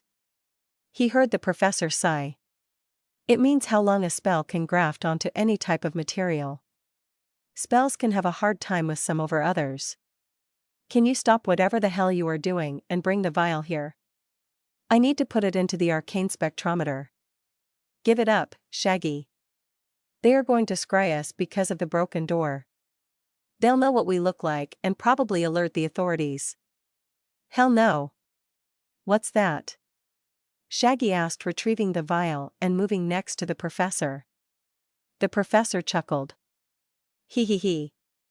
Yeah, no. I ain't telling you shit. They can chase your damn ass all over Undertown. Aw, come on, dude. Oh look. Consequences." The professor laughed as he grabbed the vial and set it into a seat on the machine. He closed the lid of the machine and stuck his lizard hand against a panel on the thing's side. It glowed orange for a few seconds, and then the machine whirled to life. The professor's orange eyes glowed and he went stock still as the machine did its thing. Shaggy glanced around for a printer or anything else, but he saw nothing. He was getting a sinking feeling in his chest when the sound of the machine slowing filled the air. Shaggy thought it was way too fast to be over already. But the professor removed his hand from the plate and stepped back. Shaggy was about to ask if they had succeeded, but a sudden onrush of information filled his head. Shaggy yelped as information on formulas, ingredients, various temperatures, and base-to-ingredient ratio filled his brain. He tried to memorize each detail, but they quickly slipped from his mental grasp, falling into the sea of his mind. Surprisingly, Shaggy noticed his inner wolf gobbling up the ideas. He wanted to worry about that, but the sudden stop of all the information jarred him again. Shaggy looked over and found the professor hunched over a desk and panting. "Glad to see that wasn't just rough for me," Shaggy muttered as he pulled himself up. "It was a bit much. But I think I got it all. It's a very interesting formula. You can see why the gang you were talking about used some of the chemicals they did though. But if it's my group, we can get access to better tiered stuff and I don't have it," Shaggy said, searching his brain. "What?" Pfft. The professor brought his metal hand to his mouth and suppressed a laugh. "You mean now that your wolf has eaten your homework? Calm down, Shaggy. I still have it. I'll write it down for you after we get back. But for now, let's go." Shaggy tried to keep the grin from his face as he nodded. Together, they turned to the door and started walking out of the lab. But a sudden light in the hall made them both stop. Shaggy groaned quietly as the professor reached into a pocket on his lab coat. Shaggy moved to the door just as the footsteps outside started to hurry. The professor, however, stayed where he was. Removing another yellow egg from his pocket, he raised it up, giving Shaggy a nod. Shaggy nodded back as they prepared to escape the school.